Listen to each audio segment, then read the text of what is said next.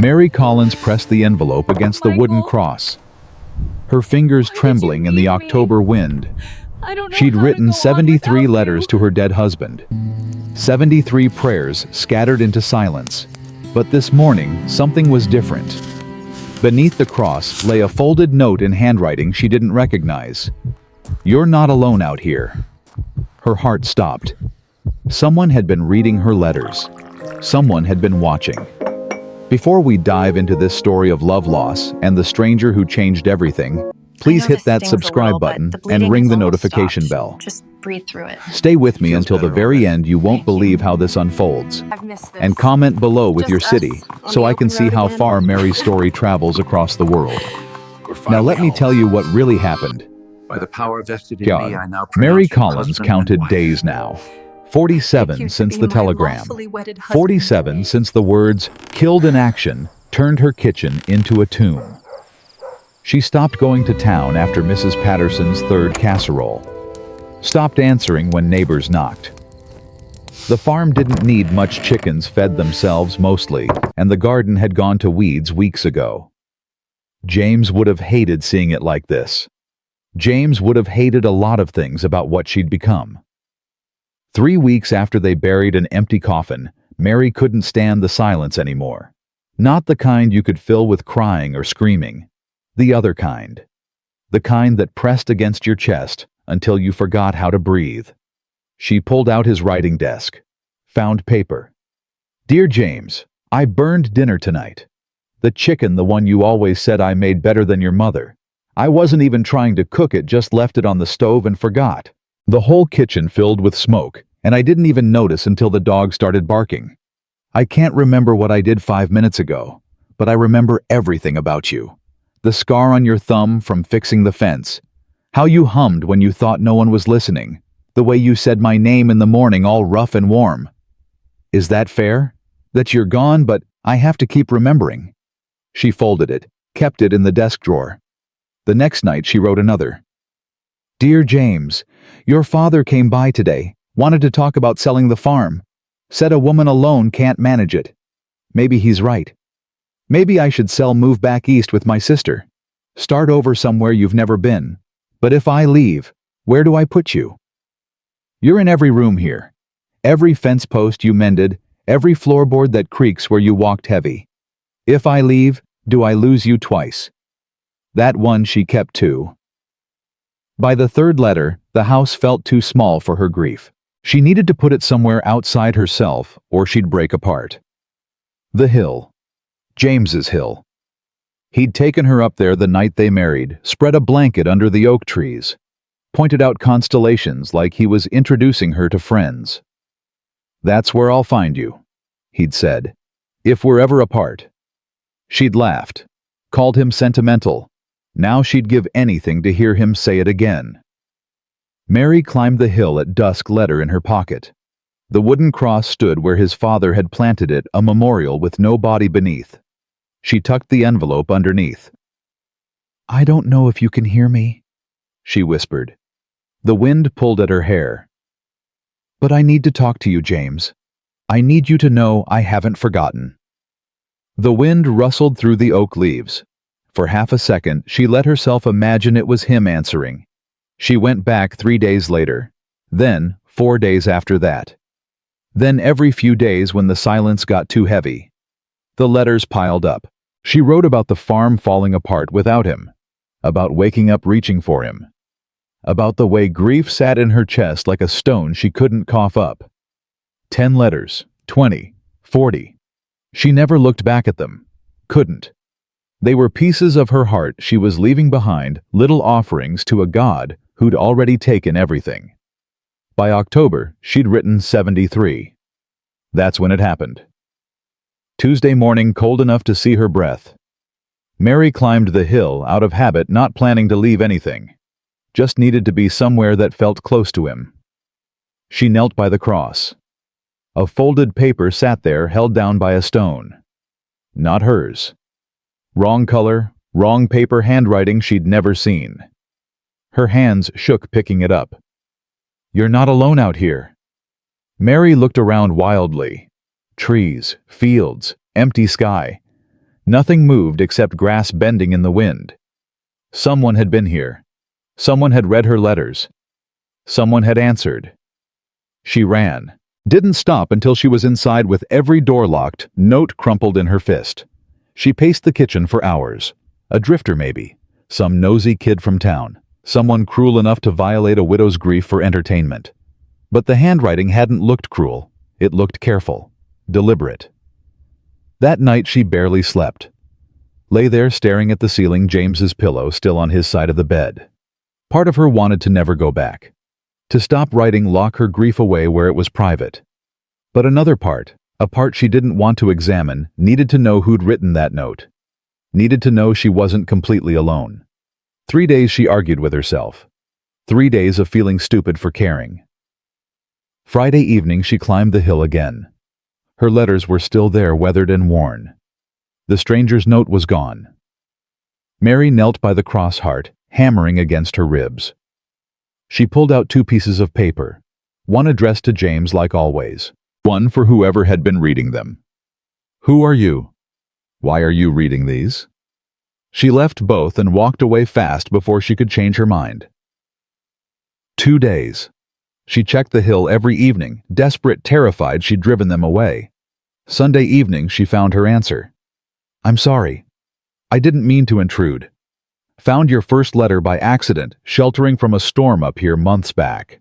Read it before I realized what it was. Should have left it alone after that. But I didn't. Started checking back reading when you left them. I know it's wrong. Know these aren't meant for me. But your words helped. Can't explain it better than that. If you want me to stop, leave a red ribbon on the cross. I'll never come back. Mary read it 5 times. Months. This person had been reading her letters for months. She thought about that red ribbon. How easy it would be to end this. Go back to grieving alone. Then she thought about those 4 words. You're not alone out here. She'd been so alone. Mary made a decision. No red ribbon. Instead, she wrote back. I should be angry. Maybe I will be tomorrow. But tonight I'm just tired. Tired of being alone. Tired of talking to wind that never answers. You say my words helped you. How? Who are you? And don't be vague about it. If you've read my pain, everything I've been through, you owe me honesty. She left it under the cross. Went home and slept through the night for the first time in weeks. The next evening she ran up the hill. Another note waited. My name is Samuel Hayes. I'm camped in the woods 2 miles east.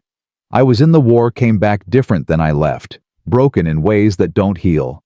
After I got home, I couldn't stand being around people. The noise, the questions, everyone expecting me to just be normal again.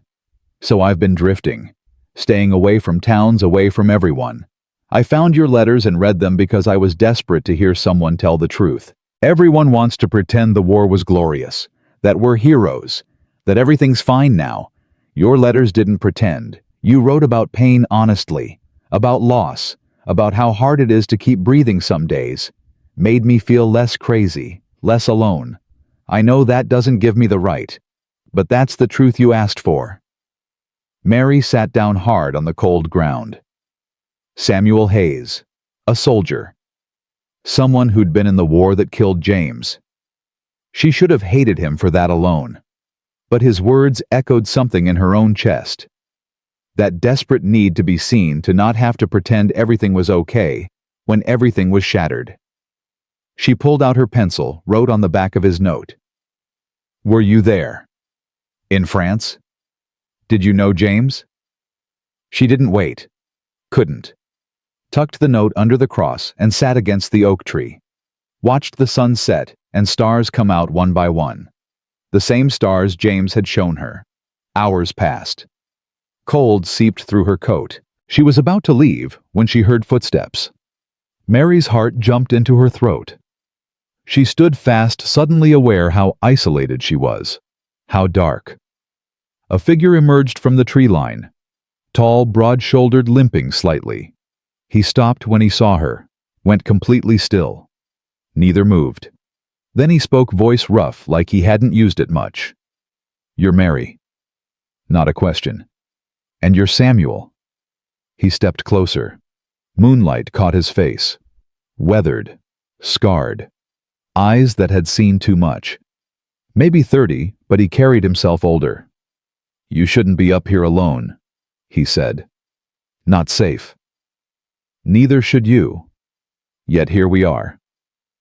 Something flickered across his face, almost a smile. "Did you know him?" Mary's voice broke. "My James?" Samuel's expression shuddered.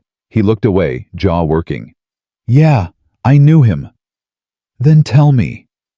She stepped toward him. "Tell me about him, how he died." The telegram just said killed in action. Nothing else. Just gone. "Mary, please." The word came out raw. "I need to know. I need to understand what happened." His hands clenched. "You don't want the details. Trust me." "Yes, I do." Her voice rose, months of grief pouring out.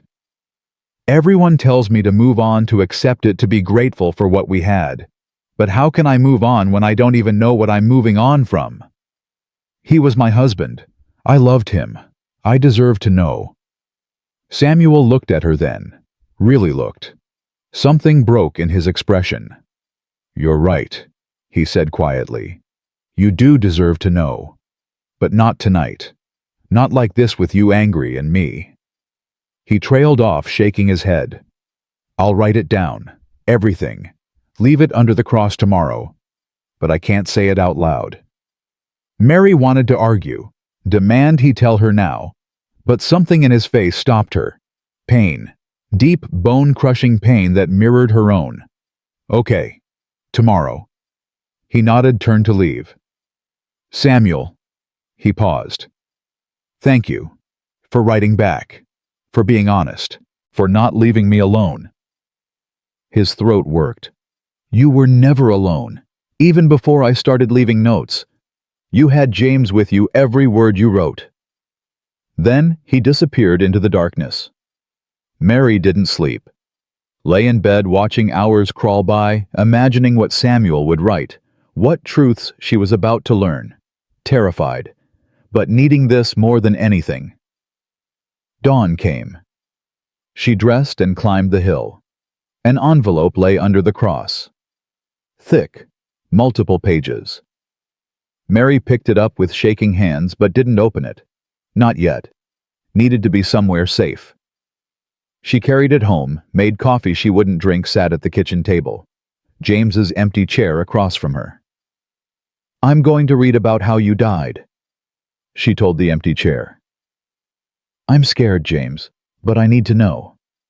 She opened the envelope. 6 pages in Samuel's neat, controlled handwriting. "Mary, you asked for truth.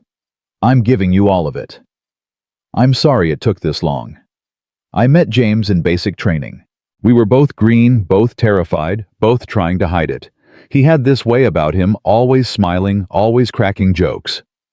Talked about you constantly. Showed everyone your picture so many times we all felt like we knew you. Called you his reason. Said he was fighting to get back to the girl who made life worth living.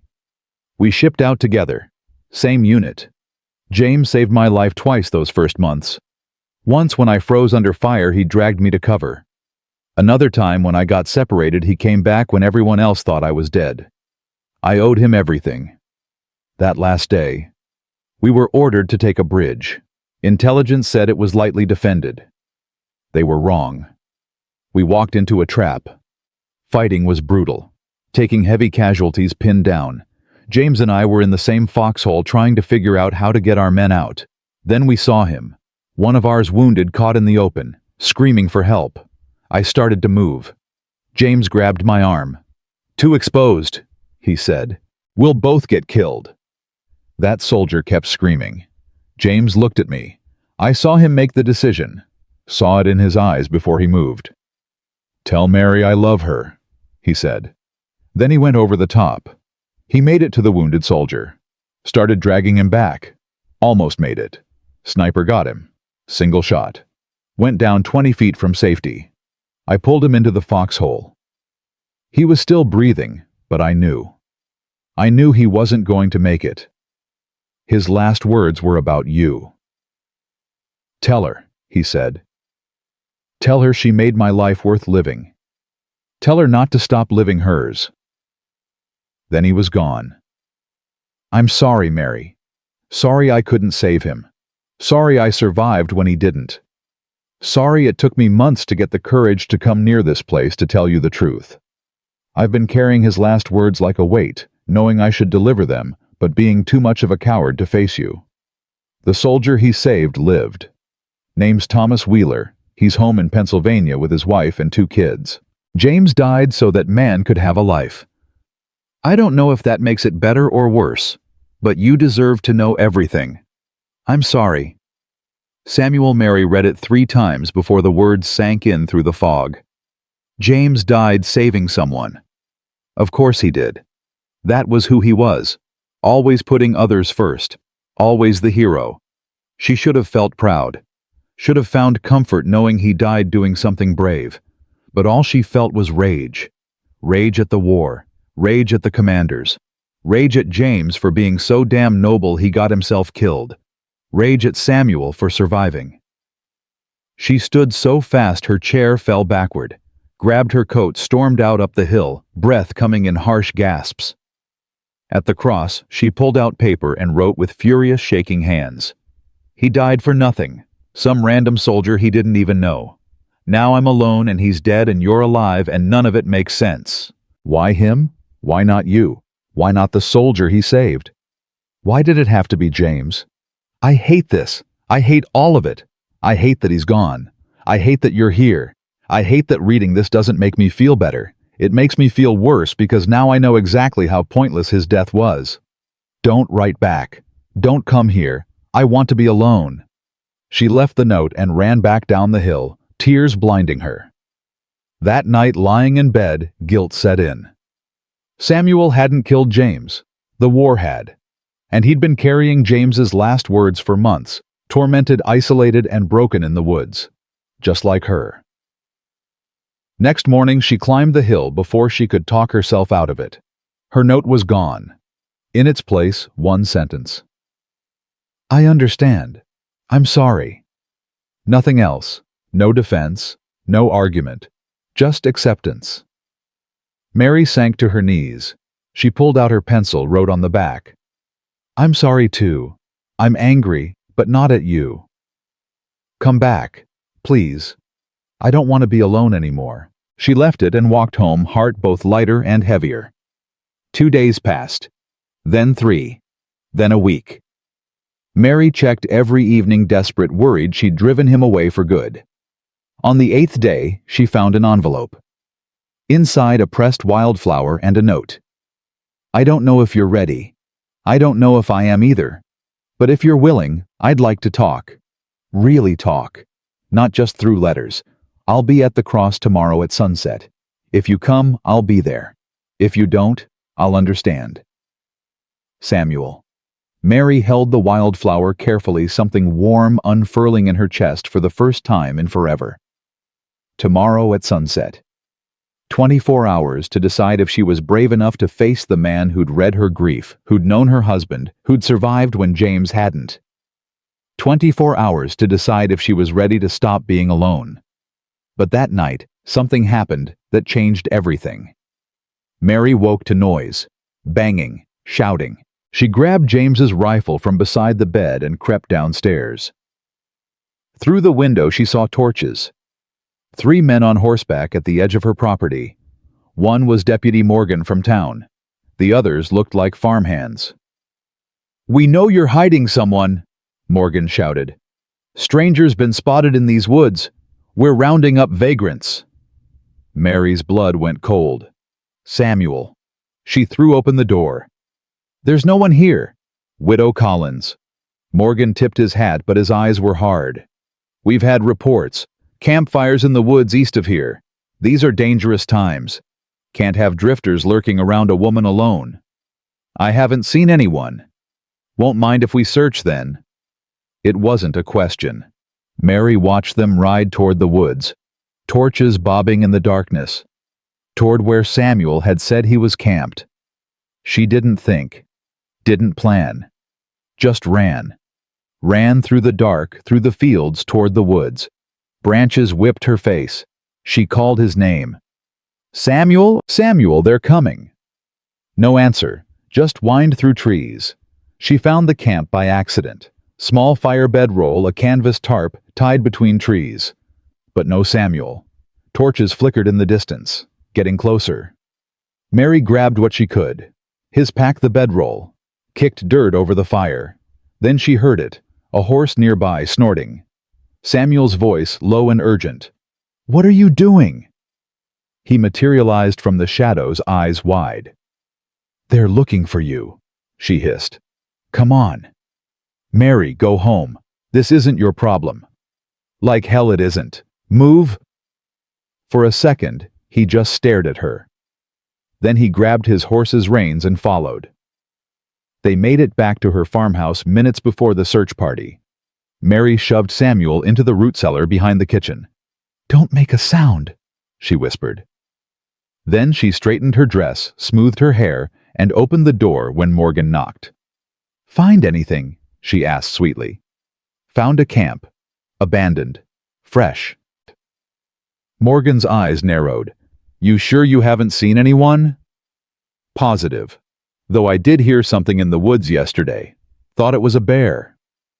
"This is serious, Mrs. Collins. Stranger could be dangerous." "I'm fine, Deputy. I have my husband's rifle." Morgan looked like he wanted to argue, but finally he tipped his hat. "You be careful. Lock your doors." "Always do." She watched them ride away. Didn't move until the torches disappeared. Then she opened the cellar door.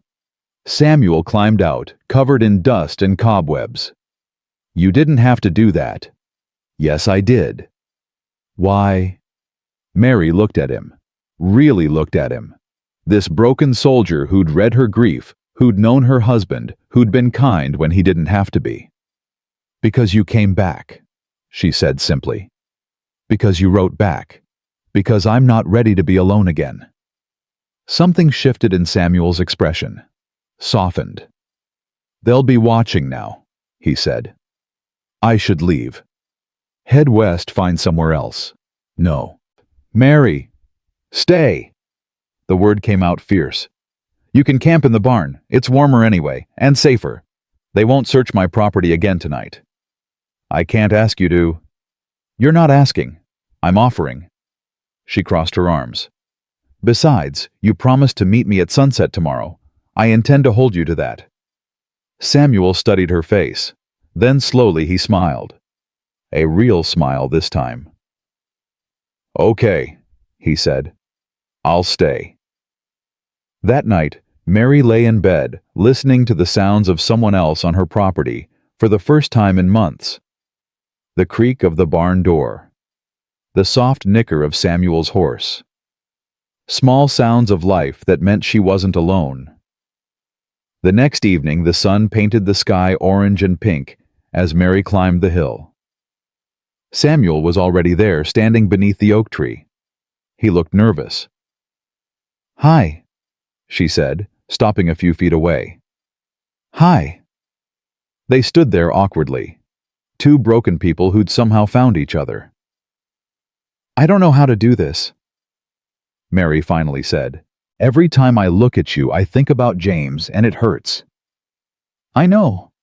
Every time I think about you, I remember my promise to him. Remember how I failed." "You didn't fail. You're here. You told me. That's not failure." His jaw tightened. "Took me 8 months." "You're not a coward." Mary stepped closer. "Takes more courage to stay alive when part of you died over there." He looked at her then. Really looked. Something passed between them. Recognition. Understanding. The kind of bond that only forms between people who've both stared into the same darkness. "Tell me about him," Samuel said. "Not the soldier, the man, the husband." So Mary did. As the sun set and stars came out, she told him everything. About how James courted her with terrible poetry and wildflowers. Their wedding day when it rained and he carried her through puddles laughing. Sunday mornings cooking breakfast together. His terrible singing voice. How he'd hold her during thunderstorms because he knew she was scared. About the night before he left for war. How he'd held her in the darkness and whispered, "I'll come back. I promise, I'll come back." How she'd believed him. Samuel listened like every word was precious. And when she finished crying but somehow lighter, he spoke. "He talked about you all the time. In the trenches between battles. The other guys used to tease him about it. But he never stopped. Used to say he was fighting to get back to his reason." His reason. That's what he called you. My reason. Samuel's voice was rough. Said before he met you he was just going through the motions, but you made everything mean something. Mary's breath caught. Fresh tears came, but different this time. Not the crushing grief she'd carried for months. Something softer, sweeter. "Thank you," she whispered, "for telling me that. Thank you for hiding me tonight. For—" He trailed off, looked away. "For not giving up on me." They stood there in the gathering darkness, two broken souls learning to breathe again. "Will you come back tomorrow?" Mary asked. Samuel looked at her. In his eyes she saw the same desperate hope she felt. "Yeah," he said. "I'll come back." And the day after, "Yeah." "Good."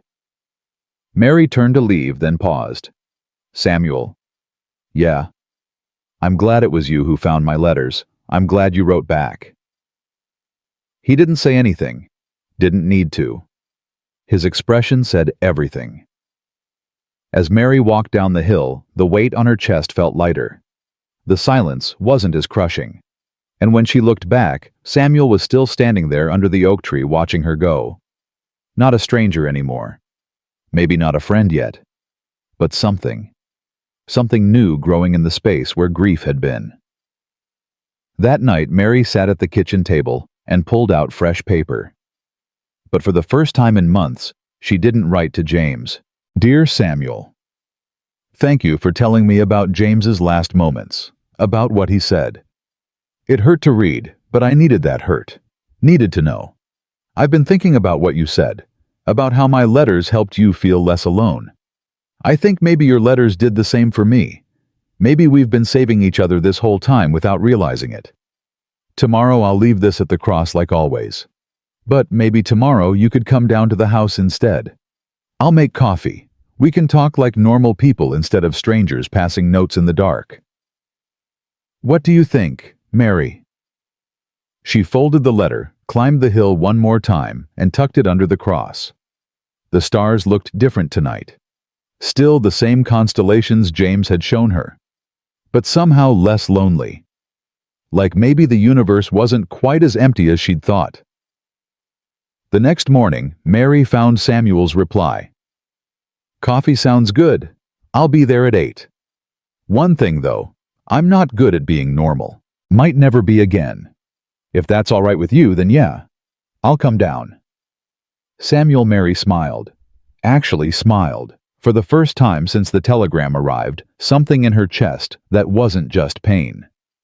At 8 o'clock, she heard boots on her porch. Gentle knock on the door. She opened it. Samuel stood there, hat in his hands, looking uncertain. "Morning." "Morning. Come in." He stepped into her kitchen, looked around like he was memorizing it. "Nice place." "It's falling apart."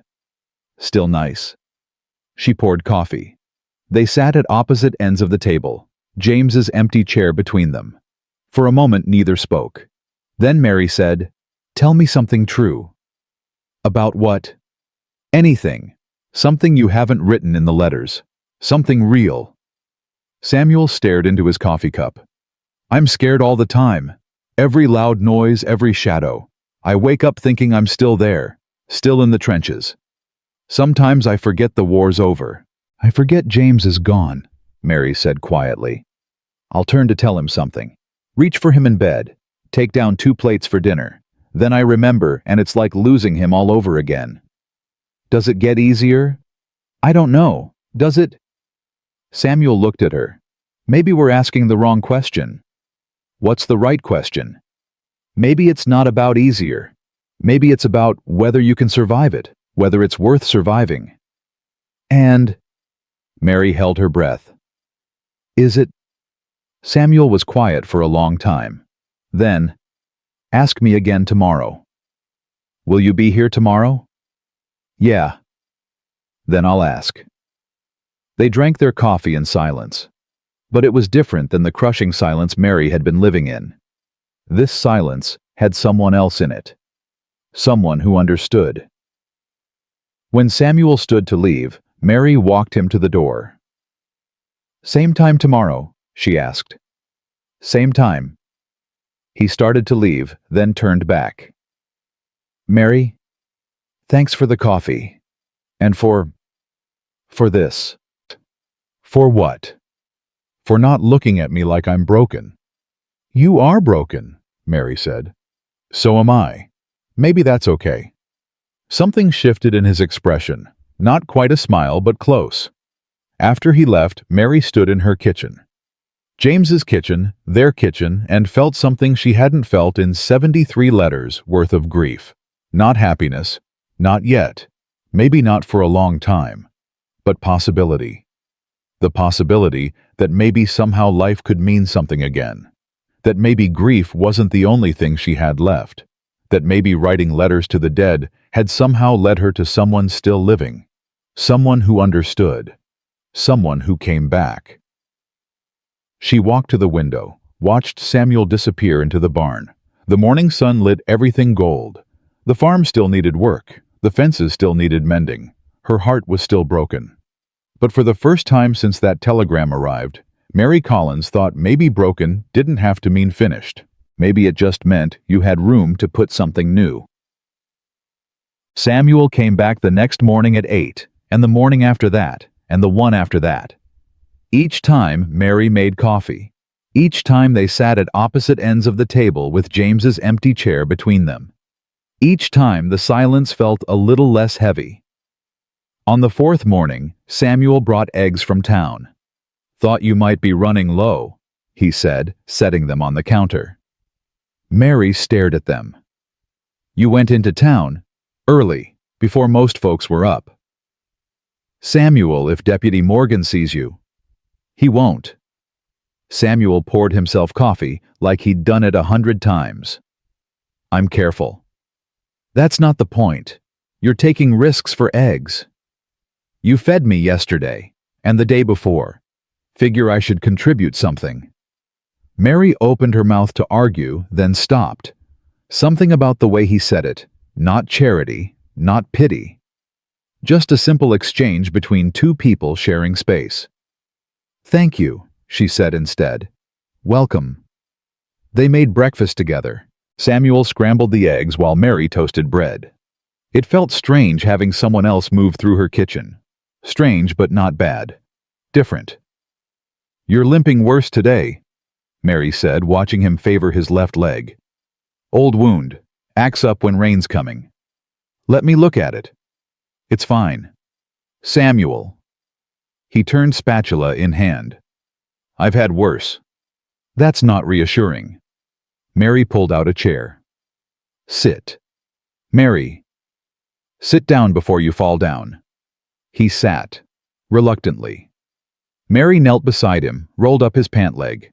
The scar tissue was thick, angry looking. Old shrapnel wound, poorly healed. When did this happen? Same day James died. Her hand stilled.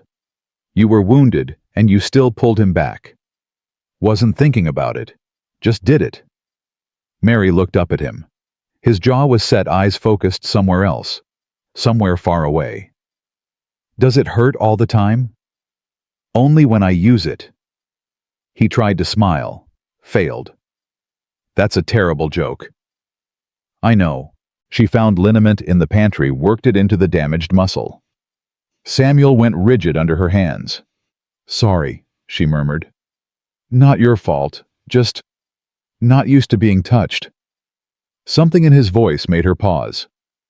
When's the last time someone did touch you, I mean? Not in violence. Samuel was quiet for so long she thought he wouldn't answer.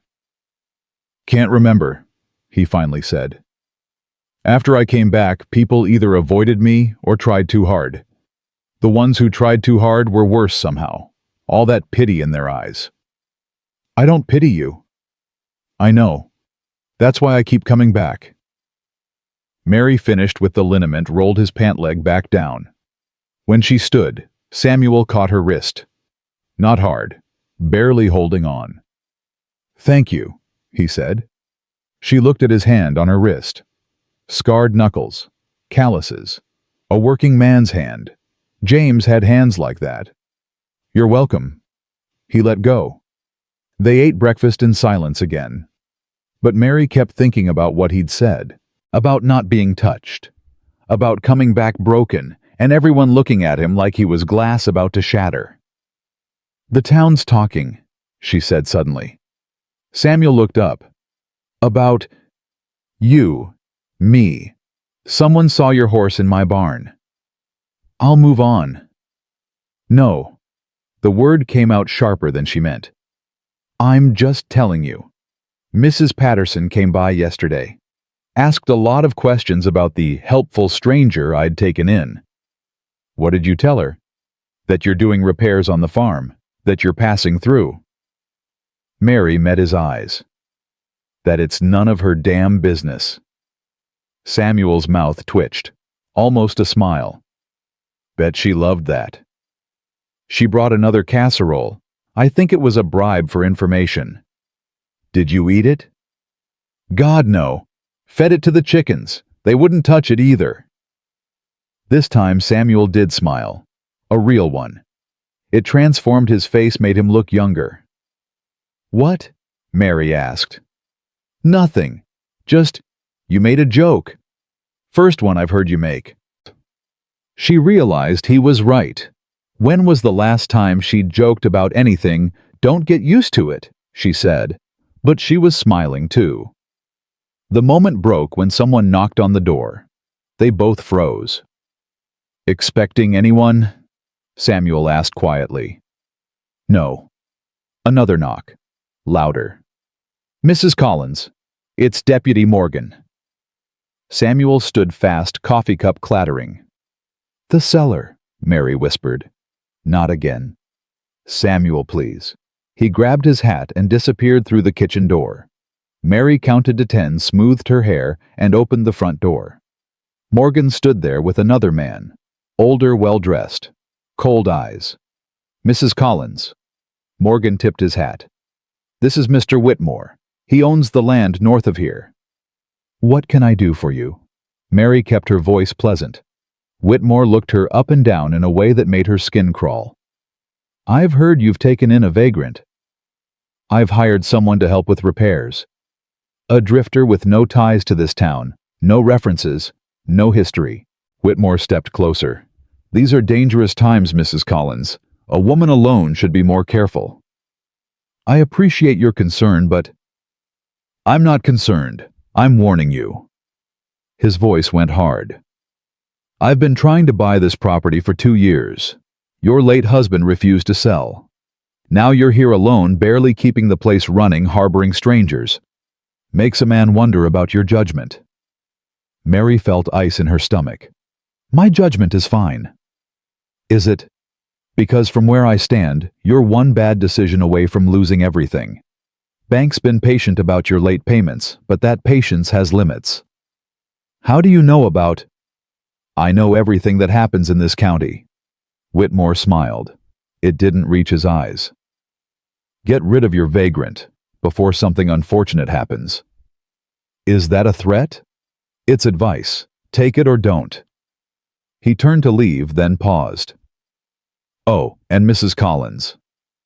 Your husband had a substantial life insurance policy through the Army. Strange that you haven't claimed it yet. Almost like you're avoiding town on purpose. He walked away.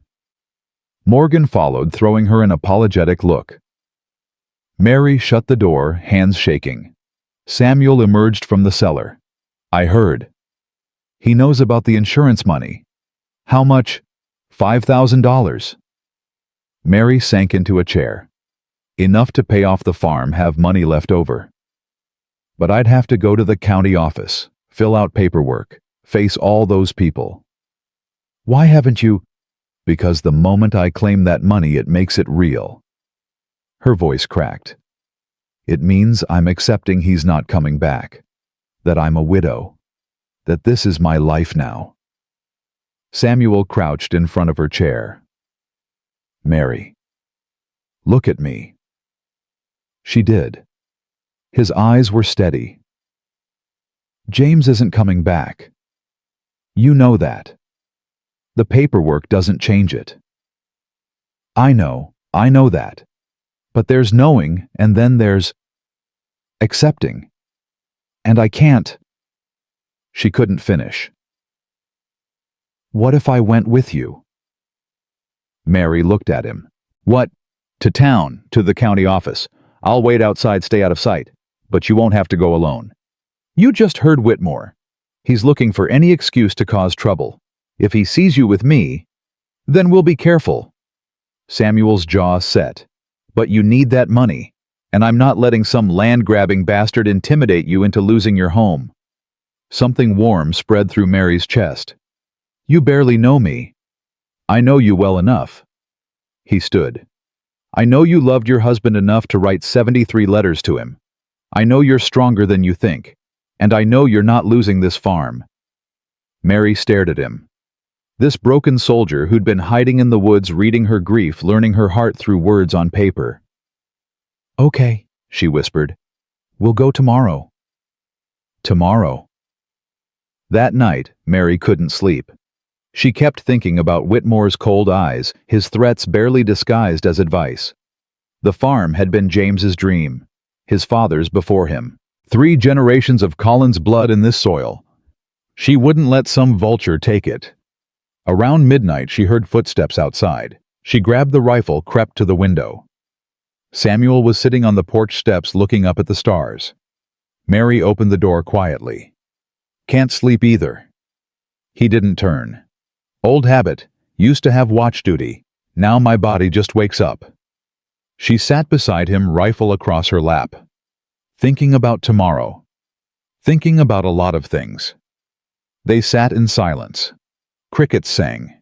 Somewhere in the distance an owl called. I killed 37 men, Samuel said suddenly. Give or take. Hard to know for sure in the chaos. But I counted the ones I was sure about. 37. Mary's breath caught.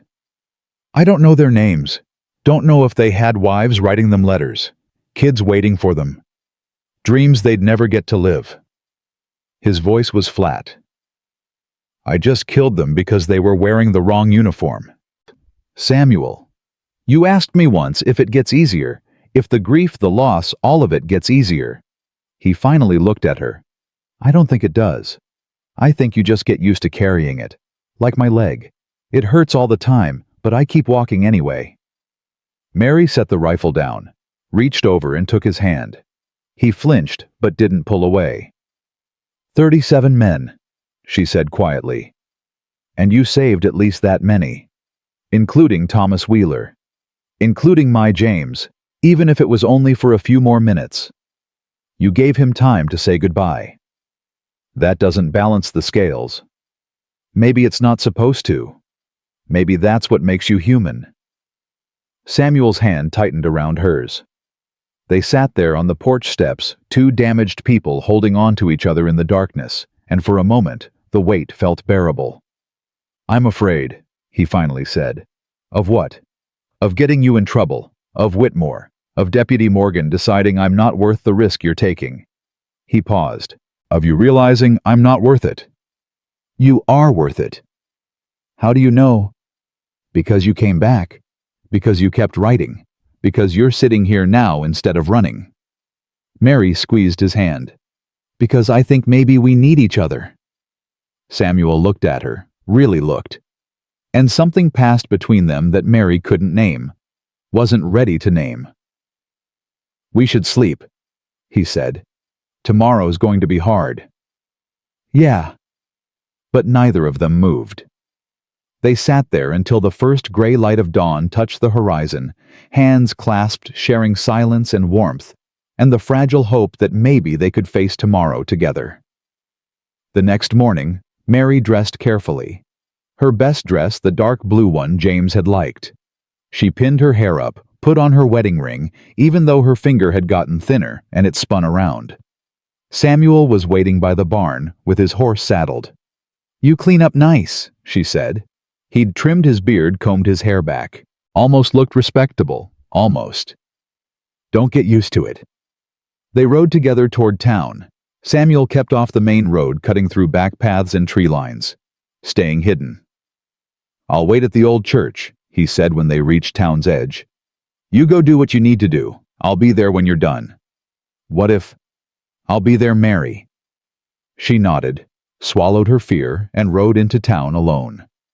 The county office was in the center square. Mary tied her horse and forced herself through the door. The clerk looked up. Young man, bored expression. "Help you?" "I need to claim a life insurance benefit.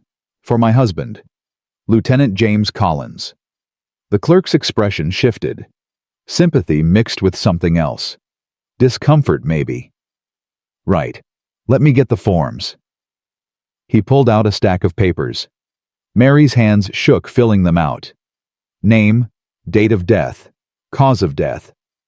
Each line felt like a small betrayal. "This'll take a few weeks to process," the clerk said. "We have to verify with the Army, confirm the death certificate. I have the telegram and the certificate right here." She pulled them from her bag. The telegram she'd carried every day since it arrived, folded and refolded until the creases were worn soft. The clerk read them, nodded. "Should speed things up, maybe 2 weeks. Thank you." Mary was almost to the door when she heard a familiar voice. "Well, well, Mrs. Collins." She turned. Whitmore stood there smirking. "Claiming that insurance money after all. Smart choice." "It's none of your business. Everything in this town is my business." He stepped closer. "Tell me, where's your vagrant friend today?" "I don't know what you mean." "Don't play stupid. It doesn't suit you." His eyes narrowed. "I've been asking around about Samuel Hayes. Turns out he's got quite a history. Dishonorable discharge. Suspected of killing a civilian in France. Army let him go anyway because they needed bodies." Mary's blood went cold. "You're lying." "Am I? Ask him yourself, if he's still around when you get home." Whitmore smiled. "I've got friends in the Army. They'd be very interested to know a wanted man is hiding in my county." "He's not wanted. You just said they discharged him." "Details." Whitmore waved his hand. "Point is, harboring someone like that makes you an accomplice, makes you vulnerable, makes your farm very easy to take when the bank forecloses."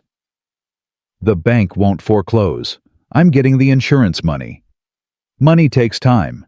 Debts come due faster." He leaned in close. "Sell to me now. I'll pay fair price. You can move on with your life. Keep being stubborn, keep protecting that drifter, and you'll lose everything." Mary's fists clenched. "Get away from me. Think about it. You have 3 days before your next payment is due." He tipped his hat. "Good day, Mrs. Collins." He walked away whistling. Mary practically ran out of the office. Her mind spun with Whitmore's words. Dishonorable discharge. Killing a civilian. Was any of it true? She found Samuel at the old church standing in the shadows. "How'd it go?" he asked. "Fine. But—" She hesitated. "Samuel, I need to ask you something." His expression shuddered. "What?" "Whitmore said you have a dishonorable discharge, that you killed a civilian in France. Is that true?" Samuel went very still. "Where'd he hear that?" "He has friends in the Army." "Samuel, please, just tell me the truth." For a long moment he didn't answer. Then, "Let's go." "Not here." They rode back in silence. Mary's stomach churned with fear and doubt, and something she didn't want to name. When they reached the farm, Samuel dismounted and stood there, not looking at her. "It wasn't dishonorable," he finally said. "It was medical. I couldn't serve anymore. Too broken." He paused. "But the rest? Yeah, that's true." Mary felt the ground shift under her feet. "You killed a civilian!" An old man. In a village we were ordered to clear. Samuel's voice was hollow. He came at me with a knife. 70 years old, half-starved, trying to protect his home. I shot him. Didn't think, just reacted. Oh God. Found out later he thought we were the enemy. Different uniforms, different languages. He was scared and confused, and I killed him. Samuel finally looked at her. That's who I am, Mary. That's what the war made me. Still think I'm worth protecting. Mary stared at him. This man who'd read her letters, who'd been kind, who'd helped her when she needed it. This man who'd killed someone scared and confused. Just like she was scared and confused right now. I need time, she whispered. Take all you need. Don't leave. Please don't leave. Just give me time to think. Samuel nodded once, turned toward the barn. Mary went inside and locked the door behind her. She spent the rest of that day pacing, crying, trying to reconcile the Samuel she knew with what he'd told her. James had killed people too, 30, 40, maybe more. She'd never asked for details, never wanted to know, but she'd accepted it because he was fighting for something good, something right. Was Samuel different? Or was war just war, turning everyone it touched into killers and victims and broken things barely holding together? She thought about the letters, about how his words had helped her feel less alone, about how he'd protected her from Deputy Morgan's search party, about how he'd held her hand on the porch and told her his darkest fear, about how he'd looked at her just now, not asking for forgiveness, not making excuses, just standing there waiting for her to decide if he was worth believing in. She thought about James's last words. Tell her not to stop living. Was this living? Pushing away the first person who'd made her feel human in months because he'd done something terrible, in a terrible place, or was living about accepting that people were complicated, that goodness and guilt could exist in the same heart, that maybe healing meant letting someone else's broken pieces fit against your own? Mary didn't know. Wasn't sure she'd ever know. But as the sun set and darkness filled her kitchen, she made a decision. She walked to the barn. Samuel was sitting on a hay bale, head in his hands. I'm not going to pretend it doesn't matter, Mary said. He looked up. What you did, what happened, it matters. It's awful, and it's going to sit between us like a stone in my stomach. I know. But, Mary stepped closer. I also know war does things to people, makes them into things they never wanted to be. James told me that once before he left, said he was scared of who he'd become over there. Mary, let me finish. She took a breath. I don't forgive you. I can't. It's not mine to forgive, but I understand. Or I'm trying to. And I don't think you're a monster. I think you're someone carrying something terrible, just like I'm carrying something terrible, and maybe that's all anyone is after a war. Samuel's throat worked. You're giving me more grace than I deserve. Probably. But you gave me grace too. Read my grief, my anger, my worst moments, and you kept writing back. Never judged me. Never told me to move on faster. Mary's eyes burned. So maybe we're even. We're not even close to even. Then we'll work on it. She held out her hand. Deal. Samuel stared at her outstretched hand, at her face, at the offer she was making. Then slowly, carefully, he took her hand and shook it. Deal. They stood there in the barn, hands clasped, and Mary felt something shift. Not forgiveness, not yet. Maybe not ever, but acceptance. Understanding. The knowledge that broken people could still be good people, that guilt didn't erase worth, that maybe moving forward meant carrying the weight together instead of alone. There's something else, Mary said. Whitmore gave me 3 days. Says the bank payment is due, and if I don't make it, he'll buy the farm out from under me. Can you make it? Not without the insurance money. And that takes 2 weeks. Then we need a plan. Samuel looked at her steadily. You think I'm letting him take your home? Not a chance. Samuel, he threatened to call his army friends, turn you in. Let him try. I'm serious. He could. So am I. Samuel's jaw set. You protected me when those men came searching. You're protecting me now, even after knowing what I did. You think I'm walking away and leaving you to face that vulture alone? Mary felt tears coming. Why are you doing this? Because someone should have protected you months ago. Should have been there when that telegram came. Should have helped you with the farm, with the grief, with all of it. His voice roughened. I can't fix what happened to James. Can't undo any of it. But I can help you now. So that's what I'm doing. Thank you, Mary whispered. Don't thank me yet. We still have to figure out how to save your farm. They went back to the house and spent the evening planning. Samuel knew numbers, understood contracts and banks better than Mary expected. Army training, he explained. Used to help the quartermaster with supply ledgers. They went over her books. The mortgage payment was $300. She had $47 in savings. The insurance would cover everything and leave her comfortable, but only if it came through in time. We need to buy time, Samuel said. Convince the bank to wait 2 more weeks. How? Leave that to me. Samuel. Trust me, please. Mary looked at him, at this complicated, broken man who'd somehow become essential to her survival. Okay, she said. I trust you.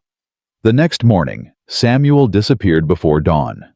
Mary spent the day working the farm, trying not to worry, trying not to think about Whitmore's threats, or the bank payment, or what would happen if Samuel's plan failed. He came back at dusk, covered in road dust. Well, Mary asked. Samuel smiled. Actually smiled. The bank's giving you 2 weeks, no extra interest. How did you? Turns out the bank manager's son served in France. Same unit as me, actually. Kid named Peters. I saved his life during a mortar attack. Samuel shrugged. Called in the favor. Mary stared at him. You saved his son? Yeah, forgot about it until I saw his name on your mortgage papers. Figured it was worth a try. Worth a Samuel, you just saved my farm.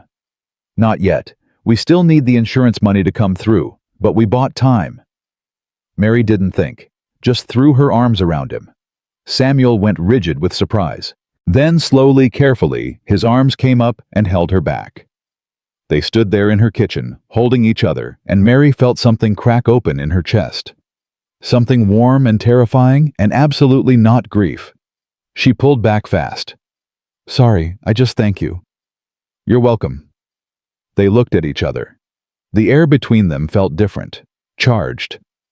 I should check on the horse, Samuel said. Right. Yeah. He left. Mary stood there, heart pounding, trying to understand what just happened. She'd hugged him, just hugged him, touched him without thinking. Let herself be happy, let herself feel grateful, let herself feel something other than crushing loss. And it had felt good.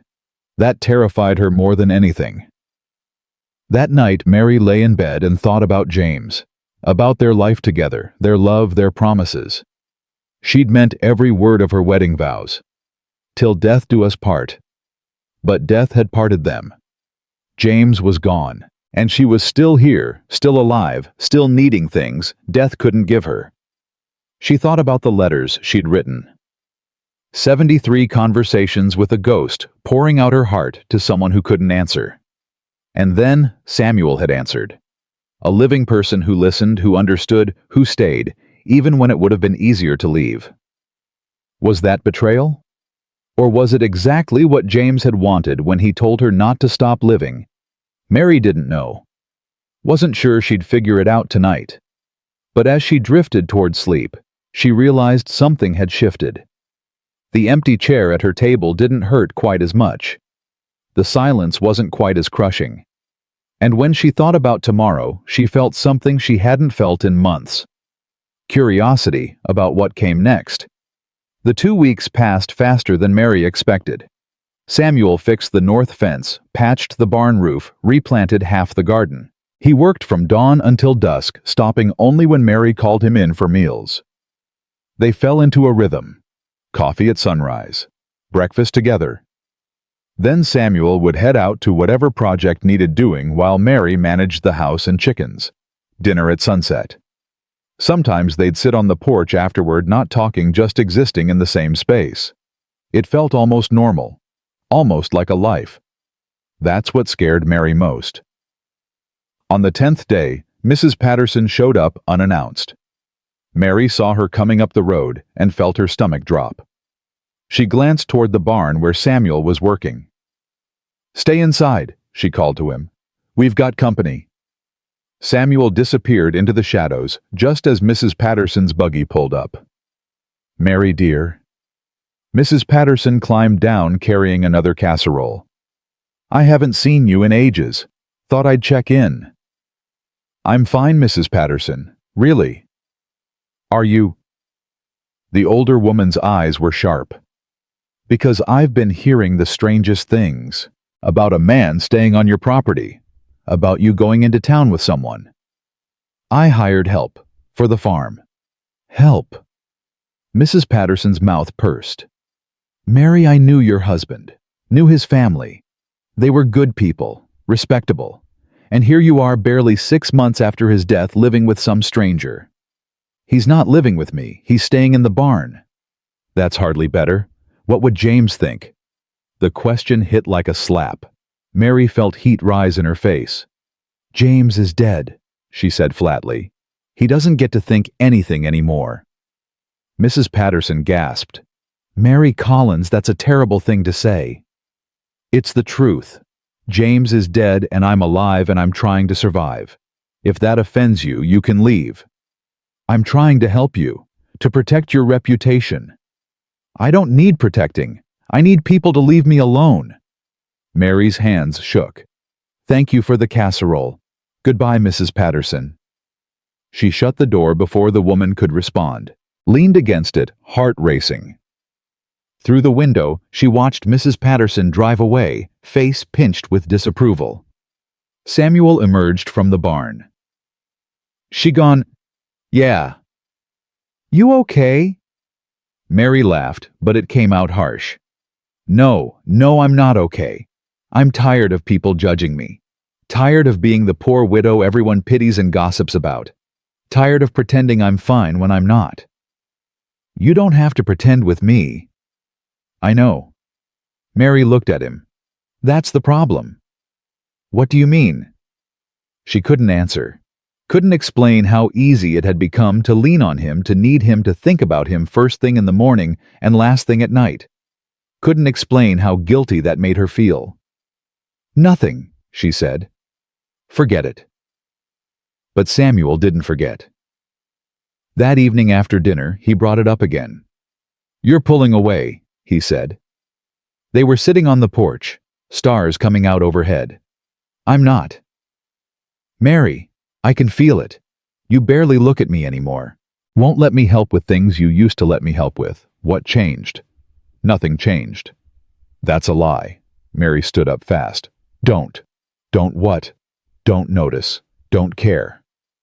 Samuel stood too. "You're scared. I get it. But pushing me away isn't—" "You don't know what I'm feeling." "Then tell me." "I can't." "Why not?"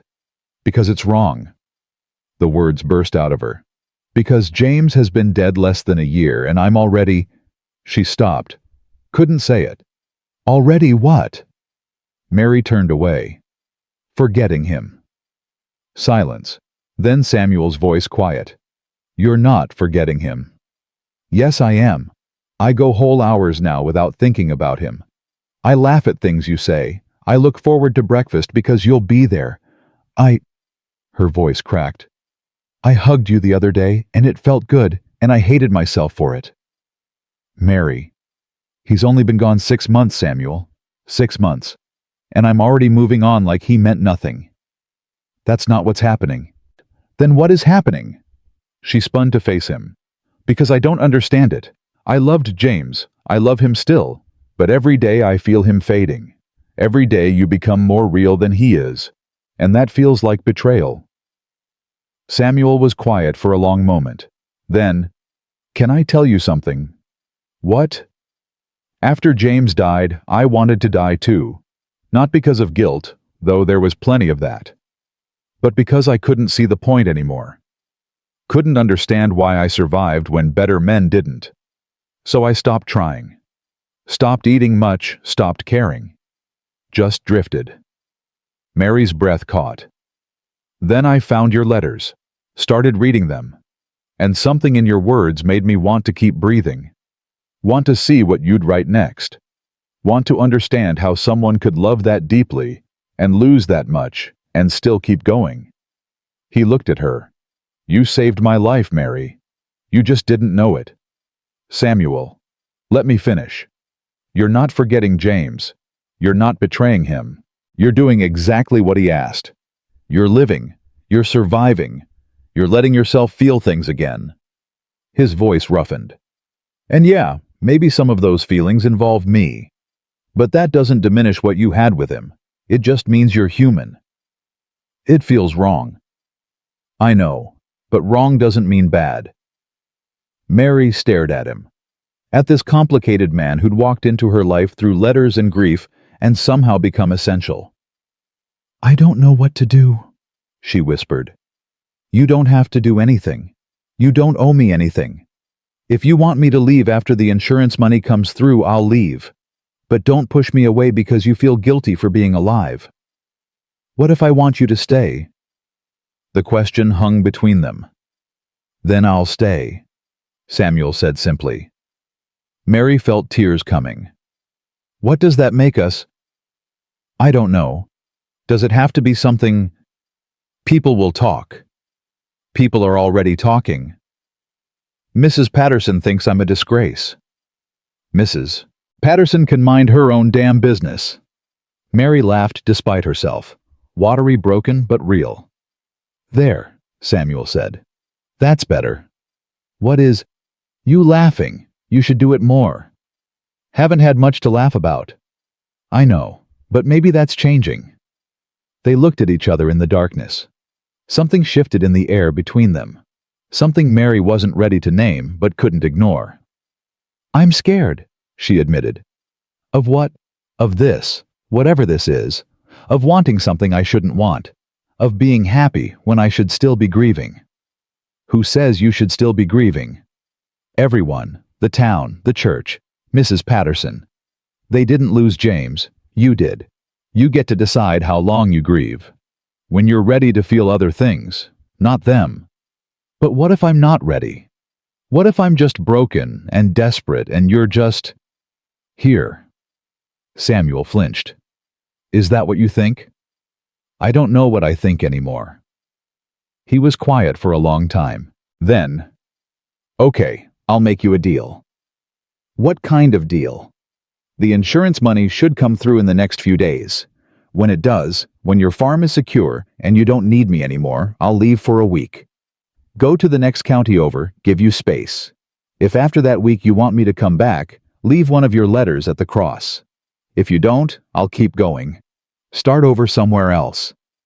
Mary's chest tightened. "A week. Long enough for you to figure out what you want without me here confusing things. And if I ask you to come back, then we'll figure out what comes next, together." It was a good plan, a fair plan.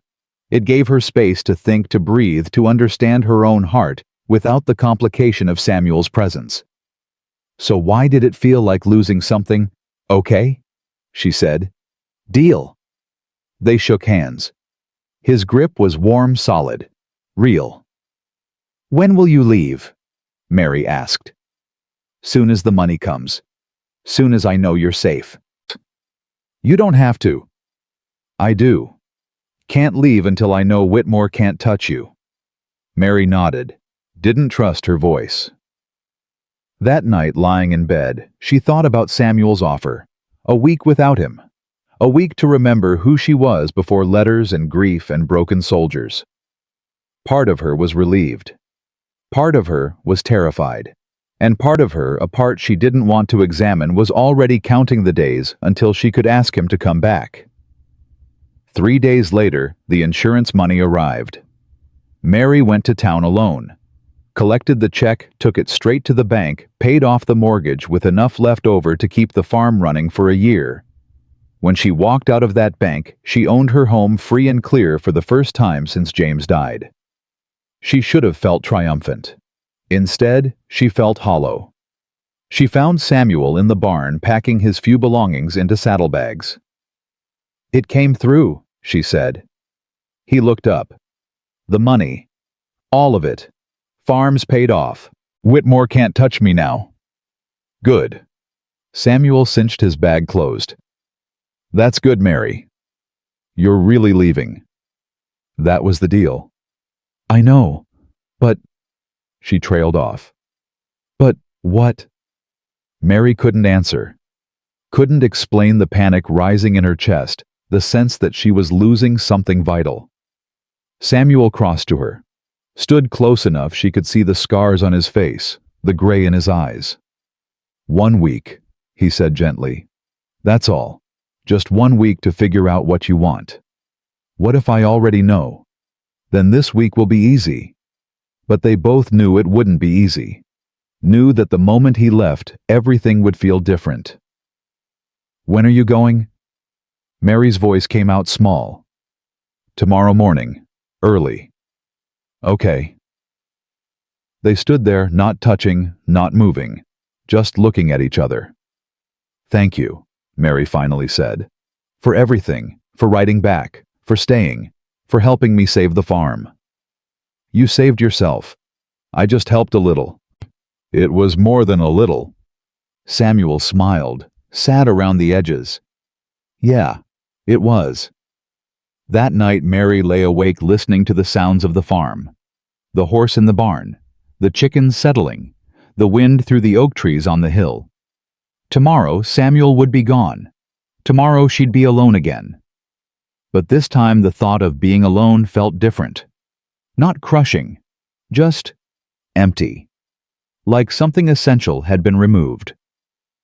She thought about James, about their life together, their love, their promises.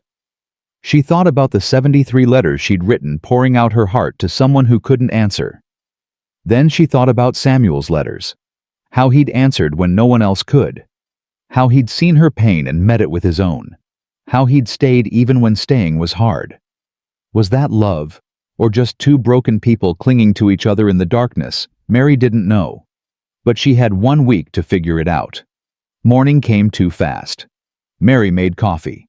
Samuel came in from the barn, already packed, ready to go. They sat at the table one last time, James's empty chair between them. "I'll leave the cross alone," Samuel said. "Won't check for letters, just, if you decide you want me to come back, leave something there. Anything. I'll ride by next Sunday at sunset." "What if I don't leave anything? Then I'll keep riding." He met her eyes. "And I'll be okay, Mary. However this goes, I'll be okay. You don't have to worry about me." "I can't help it." "I know." He smiled. "That's one of the things I loot—" He stopped, cleared his throat. "One of the things I admire about you. You care even when it hurts." Mary's heart hammered. He'd almost said something. Almost crossed a line they'd been dancing around for weeks. "Samuel." "I should go." He stood. Mary stood too. They faced each other across the kitchen. So much unsaid hanging between them. "Take care of yourself," Samuel said. "You too." He nodded, turned to leave. "Wait," Mary said. He paused. She crossed to him, stood on her toes, kissed his cheek. Samuel went very still. "Thank you," she whispered, "for everything." His hand came up, touched where she'd kissed him. "Mary, go. Before I ask you to stay." He looked at her for one more long moment. Then he grabbed his hat and walked out. Mary watched from the window as he saddled his horse, as he mounted up, as he rode away without looking back. When he was gone, she sank into a chair and let herself cry. The first 2 days were the hardest. Mary kept expecting to see Samuel at breakfast, kept listening for his footsteps outside, kept finding herself about to call out to him about something that needed fixing. The silence was crushing again, but different than before. Before it had been the silence of loss, of death, of permanent absence. This was the silence of waiting, of choosing, of possibility. On the third day, Mrs. Patterson came back. "I heard your hired help left," she said, not quite hiding her satisfaction. "He did." "Good. That's for the best, dear. Now you can focus on healing properly. Perhaps join the widows group at church. Mrs. Henderson leads it, wonderful woman." "I'm not joining the widows group." Mrs. Patterson blinked. "But Mary, I appreciate your concern, really, but I don't need to be fixed. I don't need to heal properly. I just need to live my life." "But what kind of life is that? Alone on this farm, no husband, no prospects." "That's enough." Mary's voice went hard. "You don't get to decide what my life should look like. James is gone. I accept that, but that doesn't mean I have to become what you think a widow should be." "I'm only trying to help." "Then help by leaving me alone." Mrs. Patterson left in a huff. Mary watched her go and felt something settle in her chest. She'd spent months letting other people's expectations crush her, letting grief define every moment, letting fear of judgment keep her small and quiet. But Samuel hadn't expected anything from her, hadn't told her how to grieve or when to move on. He'd just met her where she was and stayed. That was worth something. Maybe worth everything. On the fourth day, Mary climbed the hill to the cross. She hadn't been up there since Samuel left, hadn't written any letters, hadn't talked to James.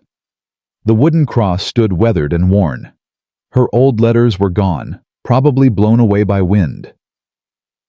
"I don't know what to do," she said aloud. "I don't know if what I'm feeling is real or just desperation, loneliness, fear of being alone." The wind rustled through the oak trees. No answer. "I loved you, James. I love you still, but you're not coming back. And I'm still here, still alive, still needing things." She thought about Samuel's face, his voice, the way he looked at her like she was worth protecting. "Would you be angry?" she asked the cross, the wind, the empty sky. "If I let myself feel this, if I let myself want him?" No answer. There never would be. But Mary remembered James's last words. Tell her not to stop living. Living. Not existing. Not just surviving. Living. "I think I know what I want," she whispered. "I think I've known for a while. I was just too scared to admit it." She stood there for a long time, making peace with her decision. On the fifth day, Mary wrote a letter. Not to James this time, to Samuel. She sat at the kitchen table, James's chair across from her, and wrote the truth. "Samuel, I've spent the last 5 days trying to figure out what I want. Trying to separate grief from hope, guilt from possibility. Trying to understand my own heart. Here's what I know: I loved James. I still do. That love doesn't go away just because he's gone. It's woven into who I am, part of my foundation. And I'm not ashamed of that. But I also know that loving him doesn't mean I can't love again. Doesn't mean I have to spend the rest of my life alone talking to ghosts, refusing to feel anything real. You made me feel real again. Made me remember I'm not just a widow, not just grief personified. I'm a person, a woman, someone who can laugh and be angry and want things. I don't know what this is between us. Maybe it's too soon. Maybe it's complicated. Maybe people will judge and gossip and call it wrong. But I want to find out. I want you to come back. Not because I need someone to fix my fences or save my farm, but because when you're here, life feels like it has possibility again. Come back, please. Mary. She folded the letter carefully, climbed the hill one more time, tucked it under the cross. Then she waited. The 6th day crawled by. Mary worked the farm-cooked meals she barely ate, tried to distract herself. What if he didn't come? What if he'd decided she was too complicated, too broken, not worth the trouble? What if he'd moved on and was already miles away, starting over somewhere new? The 7th day came. Mary woke before dawn, dressed carefully, made coffee, waited. Afternoon crept toward evening. Still no Samuel. As sunset approached, Mary climbed the hill, stood by the cross, watched the sky turn orange and pink. Maybe she'd been wrong. Maybe what they had was just two broken people helping each other survive, nothing more. Maybe that had to be enough. The sun touched the horizon. Then she heard it. Hoofbeats. Mary spun around. Samuel rode up the hill horse, breathing hard like he'd been riding fast. He dismounted, letter in his hand. They stared at each other across the grass. "You came back," Mary said. "You asked me to." "I did." "Mary, I need to tell you something before. I love you." The words fell out of her mouth. Simple. True. Terrifying. Samuel froze. "I don't know when it happened," Mary continued, heart racing. "Maybe when you first wrote back. Maybe when you held my hand on the porch. Maybe every moment in between. But I love you, and I'm tired of being scared of that. Mary. I know it's fast. I know people will say it's too soon, that I'm confused, that I'm just lonely. Maybe they're right. But I don't care. I want you here. I want you in my life. I want—" Samuel crossed the distance between them in 3 strides and kissed her. Mary gasped against his mouth, then melted into it. His hands came up to cup her face, gentle and desperate at once. She gripped his coat, pulled him closer, kissed him back with months of loneliness and need and hope. When they finally broke apart, both breathing hard, Samuel pressed his forehead to hers. "I love you too," he said. "I've loved you since the 3rd letter. Since you wrote about how grief sits in your chest like a stone. I read that and thought, yes, exactly that. Someone who understands. Why didn't you say anything? Because you needed time. Because it felt wrong to want someone who was grieving. Because I didn't think I deserved—" He stopped. "It doesn't matter. You asked me to come back. So I'm here. If you'll have me, I'll have you." They kissed again. Softer this time. Sweeter. When they pulled back, Mary was crying. But not sad tears. Something else.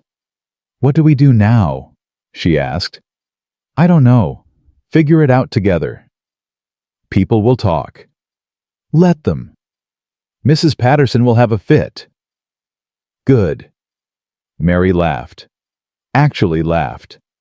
"You're terrible. You love me anyway." "I do. God help me, I do." They stood there on the hill as the sun set and stars came out, holding each other like they were the only solid things in a shifting world.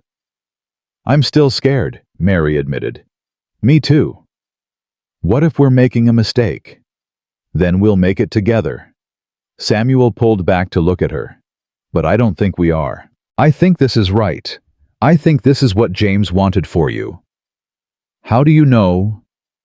"Because his last words were to tell you to keep living, not to stop, not to freeze yourself in grief forever, to live." Samuel touched her face. "This is living, Mary. Messy and complicated and scary as hell. But living." Mary thought about the 73 letters she'd written. All that grief poured out into the wind. And how Samuel had answered. How he'd taken her pain and met it with his own and somehow created something new. "Yeah," she said. "This is living." They walked down the hill together as darkness fell. Hands clasped, two broken people who'd found each other through letters and loss and had somehow become whole. Samuel moved his things from the barn to the spare room that night. Not Mary's room. They both knew that would be too much too fast.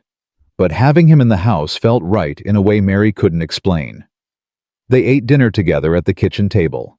James's chair stayed empty, and Mary found she was okay with that. It didn't feel like betrayal anymore. Just acknowledgement that life had changed. "What happens now?" Samuel asked, pushing food around his plate. "What do you mean? With us? With this?" He gestured between them.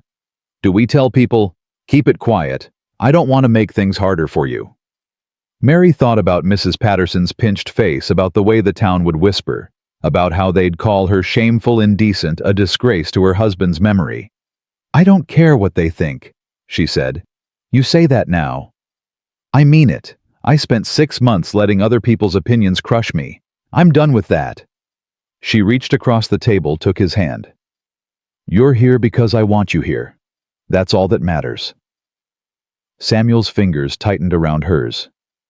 "You're braver than you think." "I'm terrified. But I'm tired of letting fear make my decisions."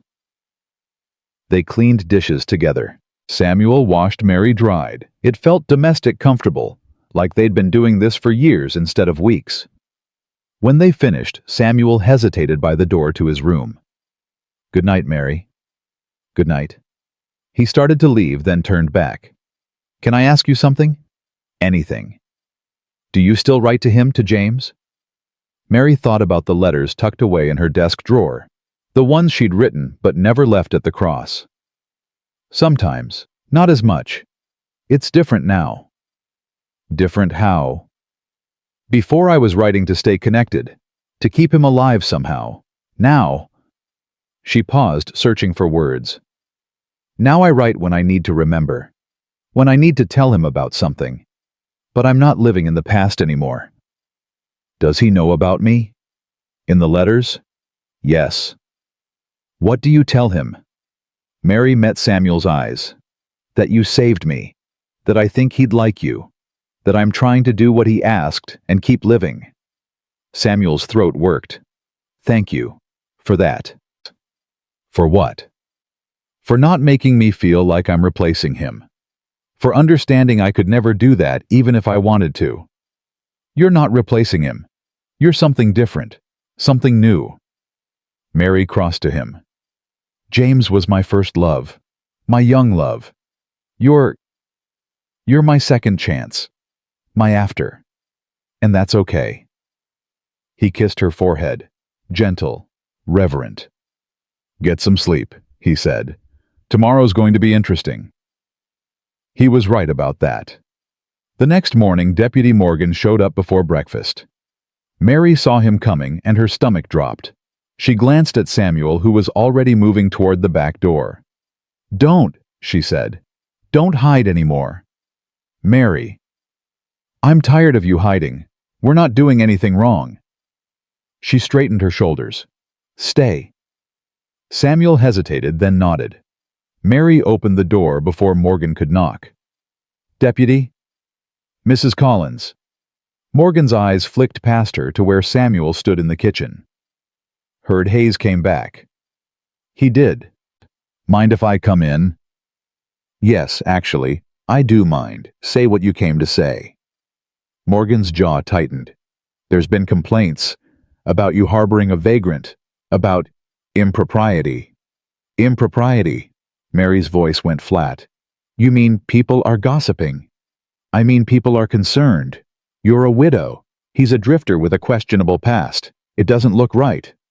"What doesn't look right is you showing up at dawn to police how I live my life." Mary's hands clenched. "Samuel works for me. He stays in my spare room. What we do or don't do is none of your business or anyone else's." "Mary, I'm trying to help you."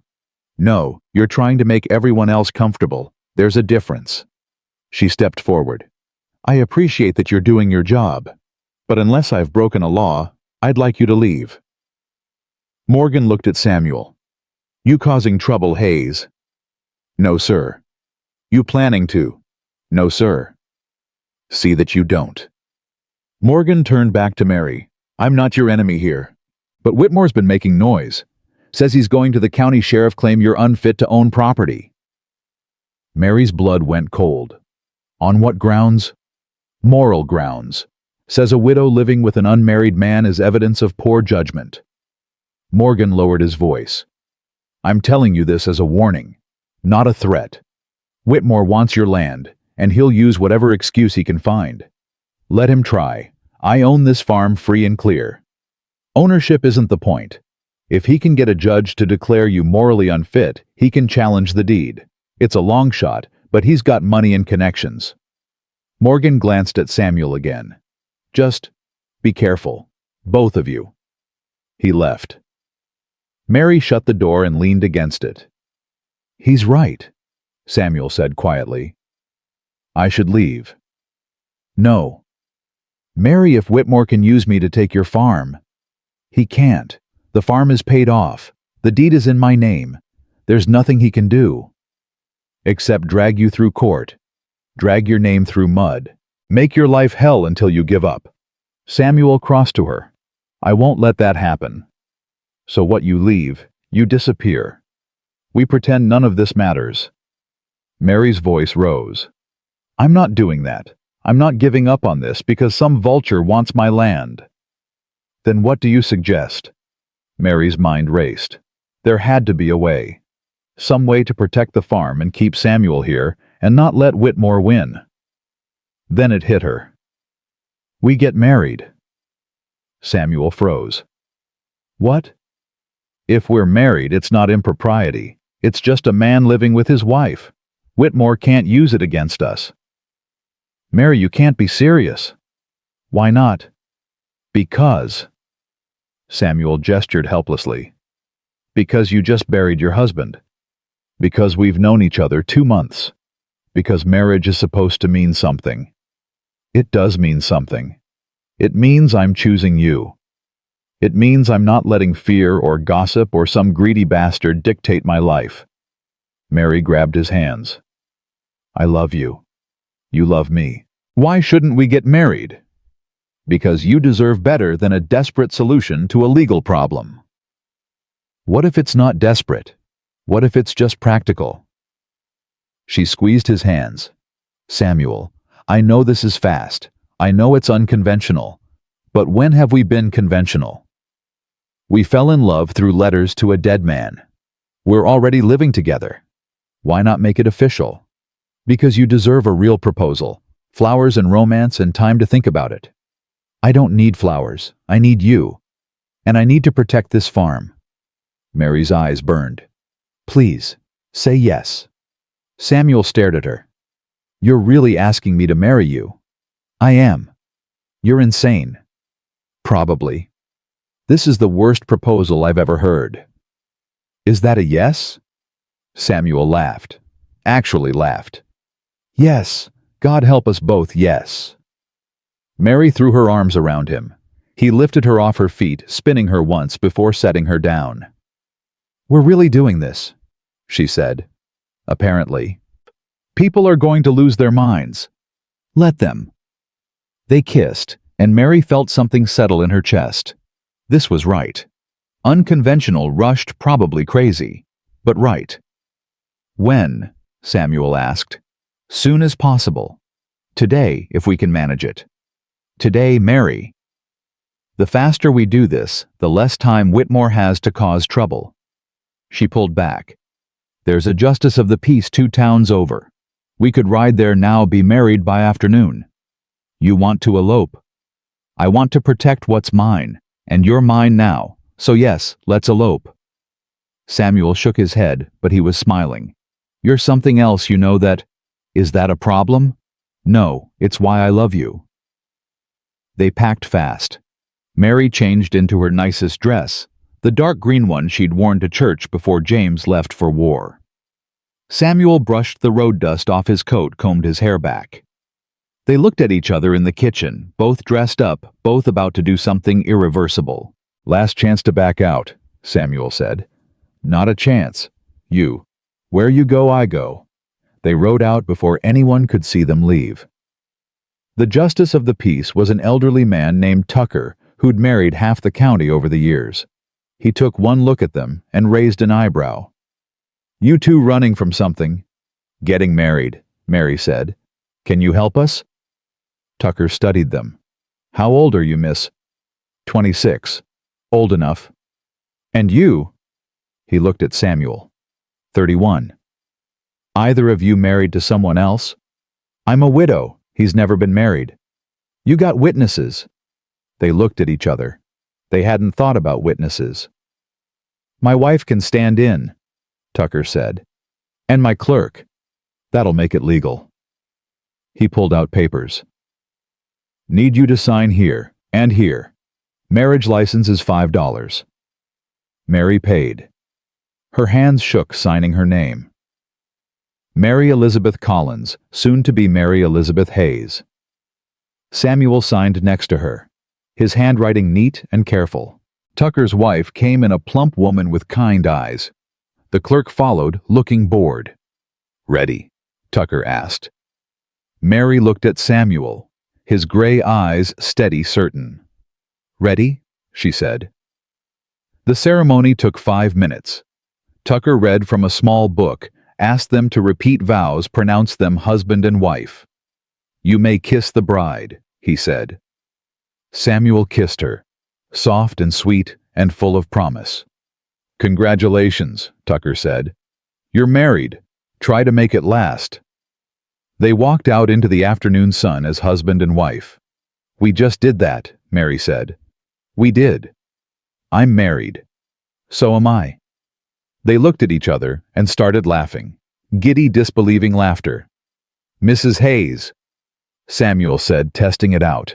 That's going to take getting used to. We've got time. They rode home slowly, neither eager to face what waited. The gossip, the judgment, Whitmore's rage. But they rode together, and somehow that made it bearable. When they reached the farm, Mrs. Patterson's buggy was parked out front.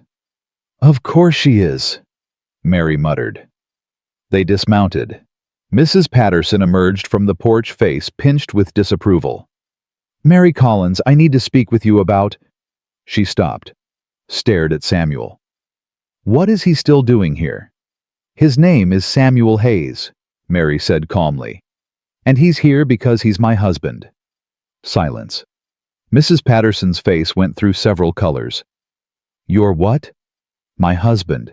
We were married this afternoon. That's impossible. You're in mourning. You can't just... She spluttered. This is indecent. Disgraceful. What would James think? James would want me to be happy, Mary said quietly. And Samuel makes me happy. That's all that matters. All that matters, your reputation is ruined. The entire town will what talk, Judge, they were already doing that. Mary stepped closer. I'm done living my life according to what other people think I should do. I'm done being the proper widow who sits alone and grieves forever. I'm choosing to live. And if that offends you, you know where the road is. Mrs. Patterson looked like she'd been slapped. Your mother would be ashamed. My mother's dead. So is James. And I'm still here, still alive, still deserving of happiness. Mary's voice hardened. Now get off my property. You'll regret this. Mark my words, you'll go, now. Mrs. Patterson left in a fury of righteous indignation. Samuel whistled low. You just made an enemy. I made that enemy the day I stopped playing along. Mary turned to him. Come on, let's go inside. I want to write a letter. To who? To James. I need to tell him what I did, what we did. I need... She paused. I need his blessing, even if I can't really have it. They went inside. Mary pulled out paper and pen while Samuel made coffee.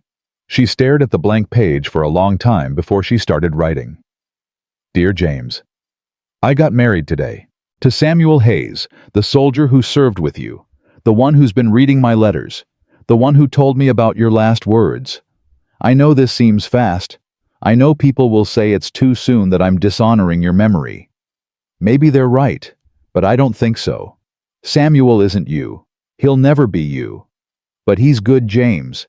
He's kind and broken and trying to do better. He makes me feel alive again, makes me want to keep going. I think you'd like him. I think you'd understand why I chose this. I'm not forgetting you. I'll never forget you. You were my first love, my best love. But life keeps moving, and I have to move with it. I have to keep living like you asked me to. I hope you understand. I hope wherever you are, you're at peace, because I'm finally starting to find mine. I'll always love you. But I love him too now. And that's okay. Goodbye, James. Thank you for everything. Mary. She folded the letter carefully, climbed the hill one last time to the wooden cross, and tucked it underneath. Goodbye, she whispered. When she walked back down, Samuel was waiting on the porch. You okay? He asked. Yeah, I am. No regrets. Not one. She took his hand. Come on, husband. Let's figure out what comes next. They went inside together as the sun set and the first stars came out. The next few days were chaos. News of their marriage spread through town like wildfire. People whispered in the streets. Avoided Mary at the general store. Mrs. Patterson organized a prayer circle specifically to pray for Mary's soul. Let them pray, Mary said when Samuel told her. Won't change anything. But then Whitmore showed up with a lawyer. They arrived on a Thursday afternoon, Whitmore looking smug, the lawyer looking bored. Mrs. Hayes, Whitmore said, emphasizing the name mockingly. Congratulations on your hasty marriage. What do you want? Just checking on you, making sure everything's legitimate. He nodded to the lawyer. Mr. Fletcher here has some questions. Fletcher pulled out papers. Mrs. Hayes, is it true you married Samuel Hayes less than 7 months after your first husband's death? Yes. And he was living on your property before the marriage. He was working for me. In what capacity? Farm repairs, maintenance. And where exactly was he sleeping during this employment? Mary's jaw tightened. The barn. The barn. Fletcher made a note. Not the house. Not until after we married. I see. And how long did you know Mr. Hayes before marrying him? Long enough. Could you be more specific? No. This is my property. You need to leave. Actually, we don't. Whitmore smiled. You see, there's been a complaint filed with the county, alleging that your marriage is fraudulent, that you married Hayes specifically to avoid accusations of impropriety. Mary's heart hammered. That's absurd. Is it? You marry a vagrant within weeks of him arriving, right when people start questioning your living arrangements. Convenient timing, wouldn't you say? I married him because I love him. Can you prove that? Fletcher asked. Any courtship letters? Witnesses to your relationship? Mary thought about the letters. The ones she'd written to James that Samuel had read. The ones Samuel had written back. We have letters, she said. May I see them? No, they're private. Then we have a problem. Fletcher tucked his papers away. If you can't prove the marriage is legitimate, we'll have to investigate further, which means delays on property transfers, potential challenges to your ownership. You can't do that. The farm is paid off. Paid off with insurance money obtained while living with an unmarried man. Whitmore's smile widened. Creates questions about fitness, you understand. About whether you defrauded the insurance company by claiming to be a grieving widow while carrying on with another man. That's a lie. Prove it. Whitmore tipped his hat. You have 2 weeks to provide evidence that your marriage and your insurance claim are legitimate. Otherwise, we'll see you in court. They left. Mary stood there shaking with rage. Samuel came out from the barn where he'd been listening. They're going to take the farm, Mary said. After everything, they're going to take it. No, they're not. You heard them. They want proof. Proof we can't give without showing them letters I wrote to my dead husband that you read without permission. It'll sound insane. It'll sound like we're lying. Then we tell the truth. Samuel took her hands. All of it.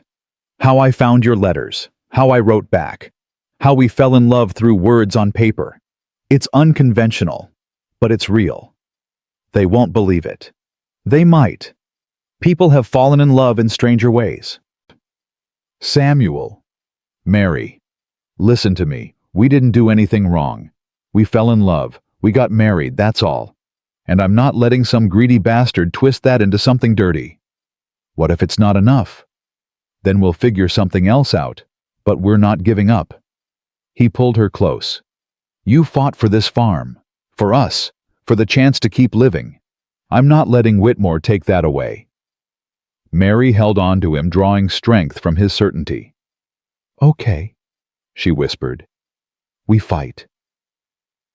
That evening they gathered every letter. The ones Mary had written to James. The ones Samuel had written back. They spread them across the kitchen table, a timeline of their relationship told in ink and paper. This is it, Mary said. This is our proof. Samuel picked up one of Mary's early letters, read it silently. These are beautiful and heartbreaking. They're honest. Mary touched the stack. Everything I felt, everything I needed to say. It's all here. And my responses. Show that you listened, that you cared, that you understood. She met his eyes. They show that what we have is real. You think it'll be enough? It has to be. They spent the night organizing letters chronologically, creating a narrative, showing how grief had turned to connection, had turned to love. When they finished, Mary felt drained but hopeful. Tomorrow we take these to a real lawyer, she said. Get ahead of Whitmore before he can twist things. You know a lawyer? No, but Deputy Morgan might. Samuel raised an eyebrow. You want to ask the lawman who's been trying to run me out of town. He warned us about Whitmore. That counts for something. Mary stood. Besides, we're out of options. Either we trust someone or we lose everything. The next morning, they rode into town and found Deputy Morgan at the sheriff's office. He looked up when they entered, surprise crossing his face. Mrs. Hayes. Hayes? We need help, Mary said. She explained everything. Whitmore's accusations, the lawyer's threats, the 2-week deadline. Morgan listened without interrupting. When she finished, he was quiet for a long moment. You got proof this marriage is real? He finally asked. Letters. Dozens of them. Showing how we met, how we fell in love. Let me see. Mary hesitated, then pulled out a few. The less personal ones. Morgan read them carefully. His expression softened. These are real, he said. Yes. You really did fall in love through letters to your dead husband. I know it sounds honest. Morgan set the letters down. Look, I've known Whitmore for years. He's a vulture who preys on people in hard situations. And I've seen enough grief to know it doesn't follow a timeline. He looked at Samuel. You love her. Yes, sir.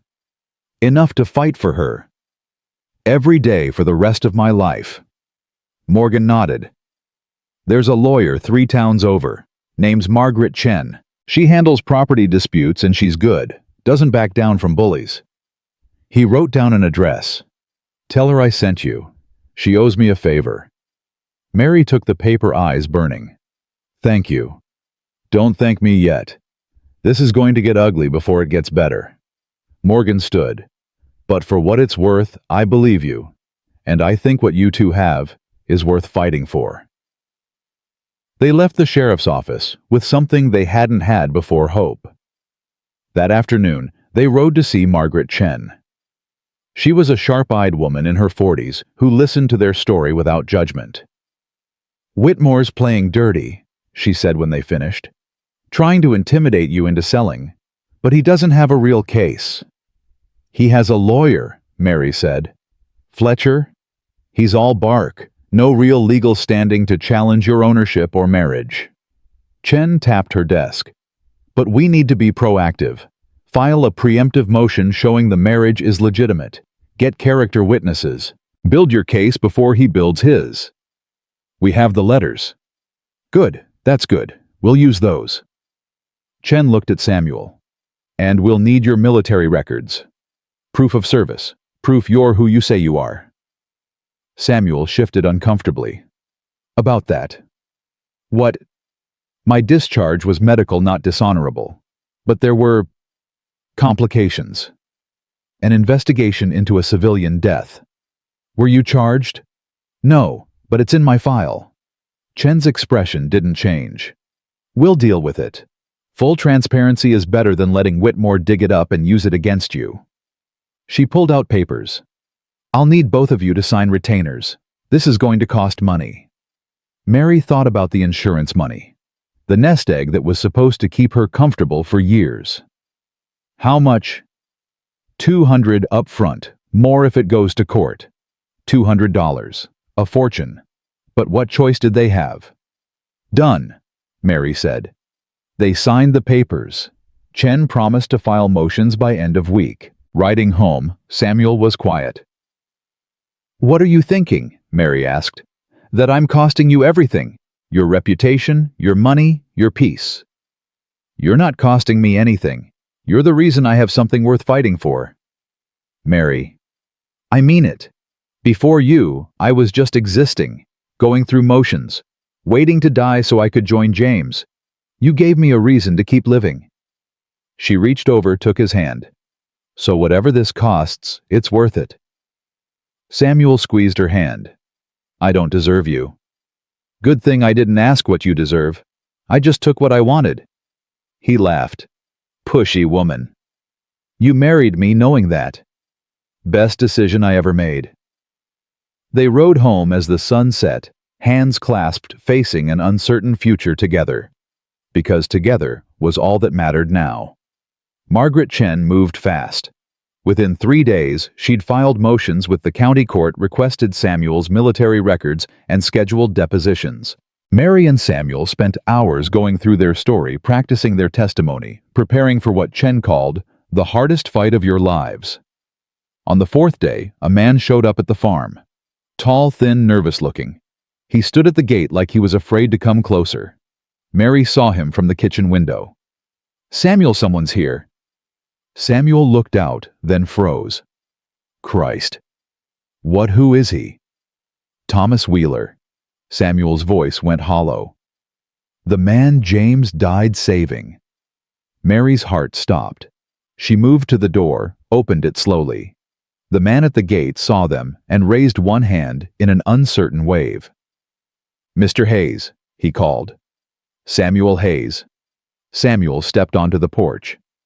Yeah, that's me. I'm Thomas Wheeler. I don't know if you remember. I remember. Samuel's jaw was tight. What are you doing here? I heard you were in trouble. Someone told me about the court case about accusations. Wheeler came closer.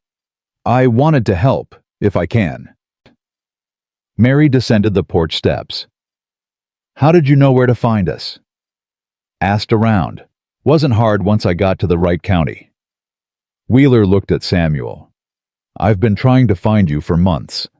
To thank you. You saved my life that day. You and Lieutenant Collins. James saved you, Samuel said flatly. I just pulled his body back. You pulled me back too. Don't you remember after they shot the lieutenant you came back for me? Dragged both of us to cover. Wheeler's eyes were wet. I've been living with that for 8 months.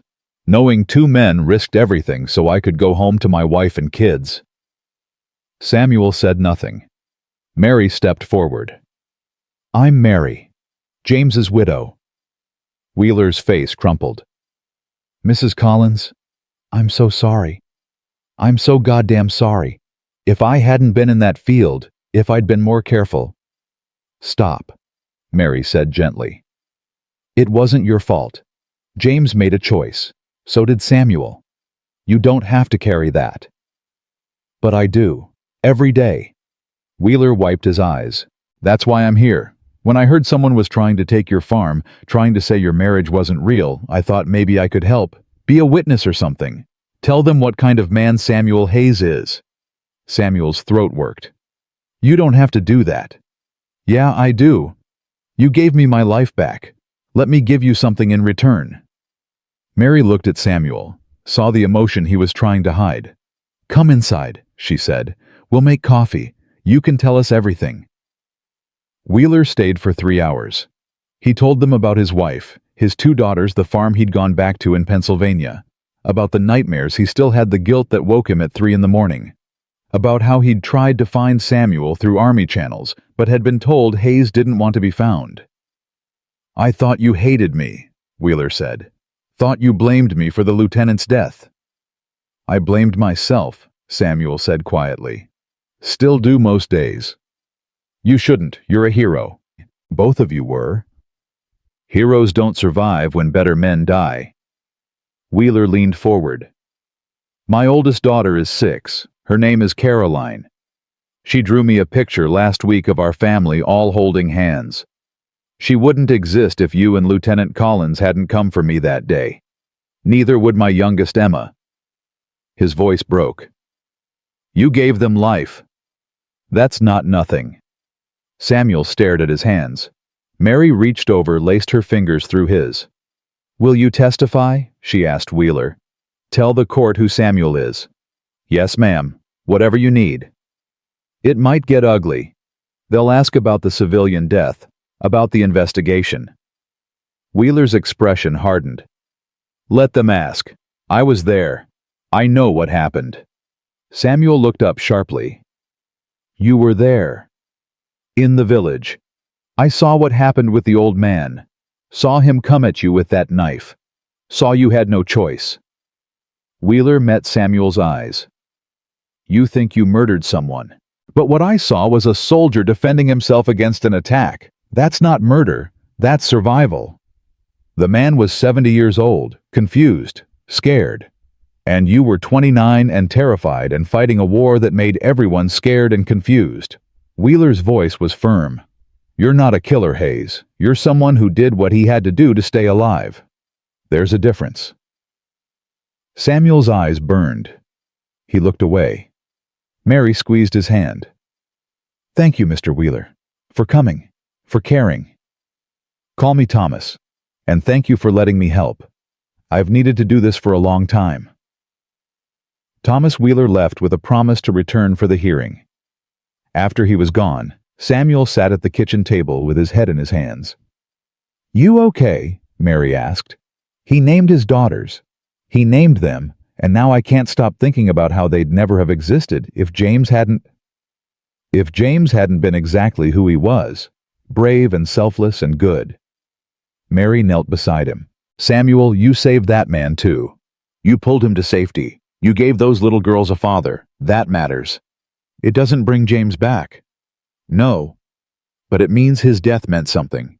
It means you surviving meant something." She turned his face toward hers. "Stop trying to die for him. Start trying to live for him instead."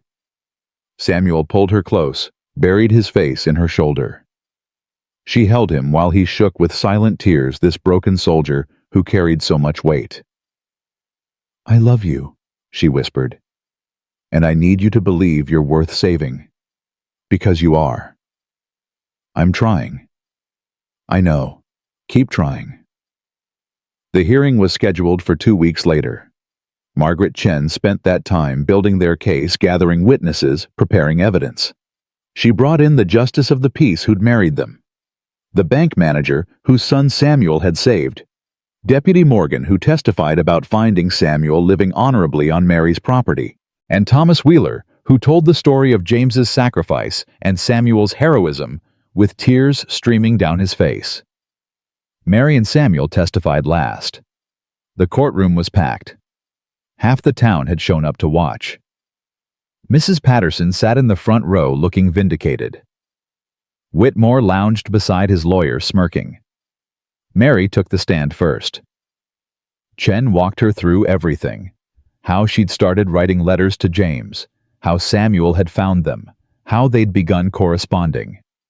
"And when did you realize you had feelings for Mr. Hayes?" Chen asked. Mary thought about it. "I don't know exactly. It wasn't one moment. It was dozens of small moments. Him writing back when no one else could hear me. Him staying when it would have been easier to leave. Him looking at me like I was worth protecting." "Did you marry him to avoid scandal?" "No, I married him because I love him. Because he makes me want to keep living. Because losing James taught me that life's too short to waste on fear." "Are you still grieving your first husband?" "Every day. I'll probably grieve him for the rest of my life." Mary looked at Samuel. But grief and love aren't mutually exclusive. I can love James's memory and love Samuel at the same time. They're different loves, different chapters, both real. Whitmore's lawyer Fletcher cross-examined her aggressively. Isn't it true you were behind on mortgage payments when Mr. Hayes arrived? Yes. And that those payments became current shortly after he moved into your barn? The payments became current when my insurance money came through. Samuel had nothing to do with that. Convenient timing, though. Man shows up, you fall in love, suddenly you have money to keep your farm. The insurance was always coming. It just took time to process. Or maybe you needed a husband to make claiming it seem more legitimate. Objection, Chen said. Speculation. Sustained, the judge said. Fletcher tried different angles, questioned the speed of their relationship, implied Samuel was a con artist, suggested Mary was mentally unstable from grief. Mary answered every question calmly, truthfully, never wavering. When she stepped down, Samuel took her place. He looked terrified.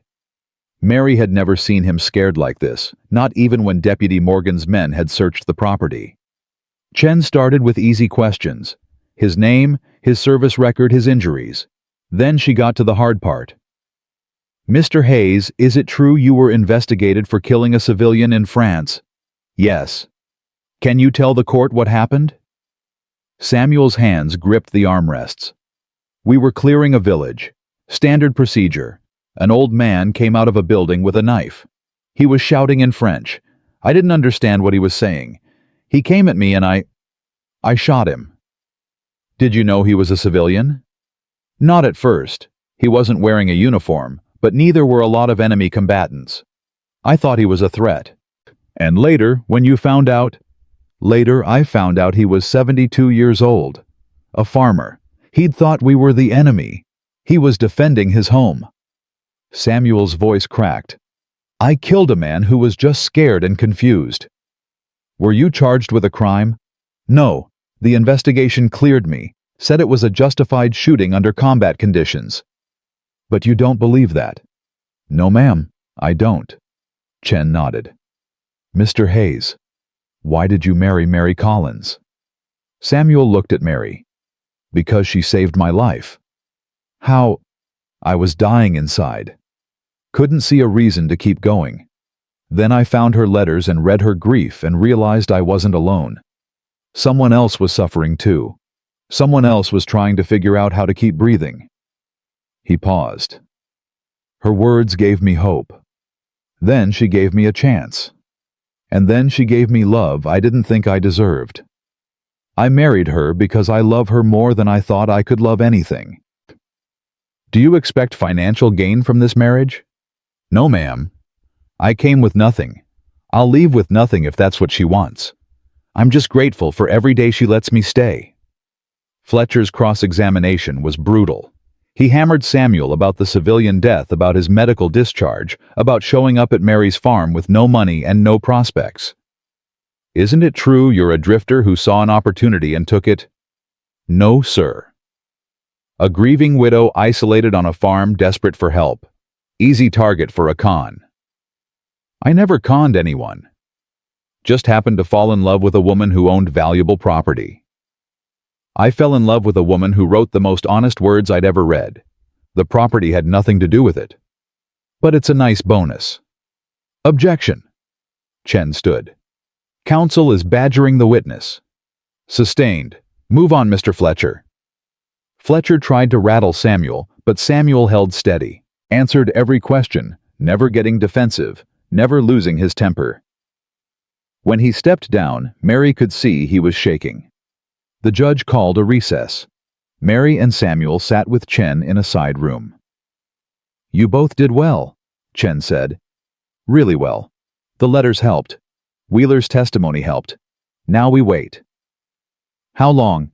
Mary asked. Judge said he'd rule within a week. A week of waiting. A week of not knowing if they'd keep the farm or lose everything.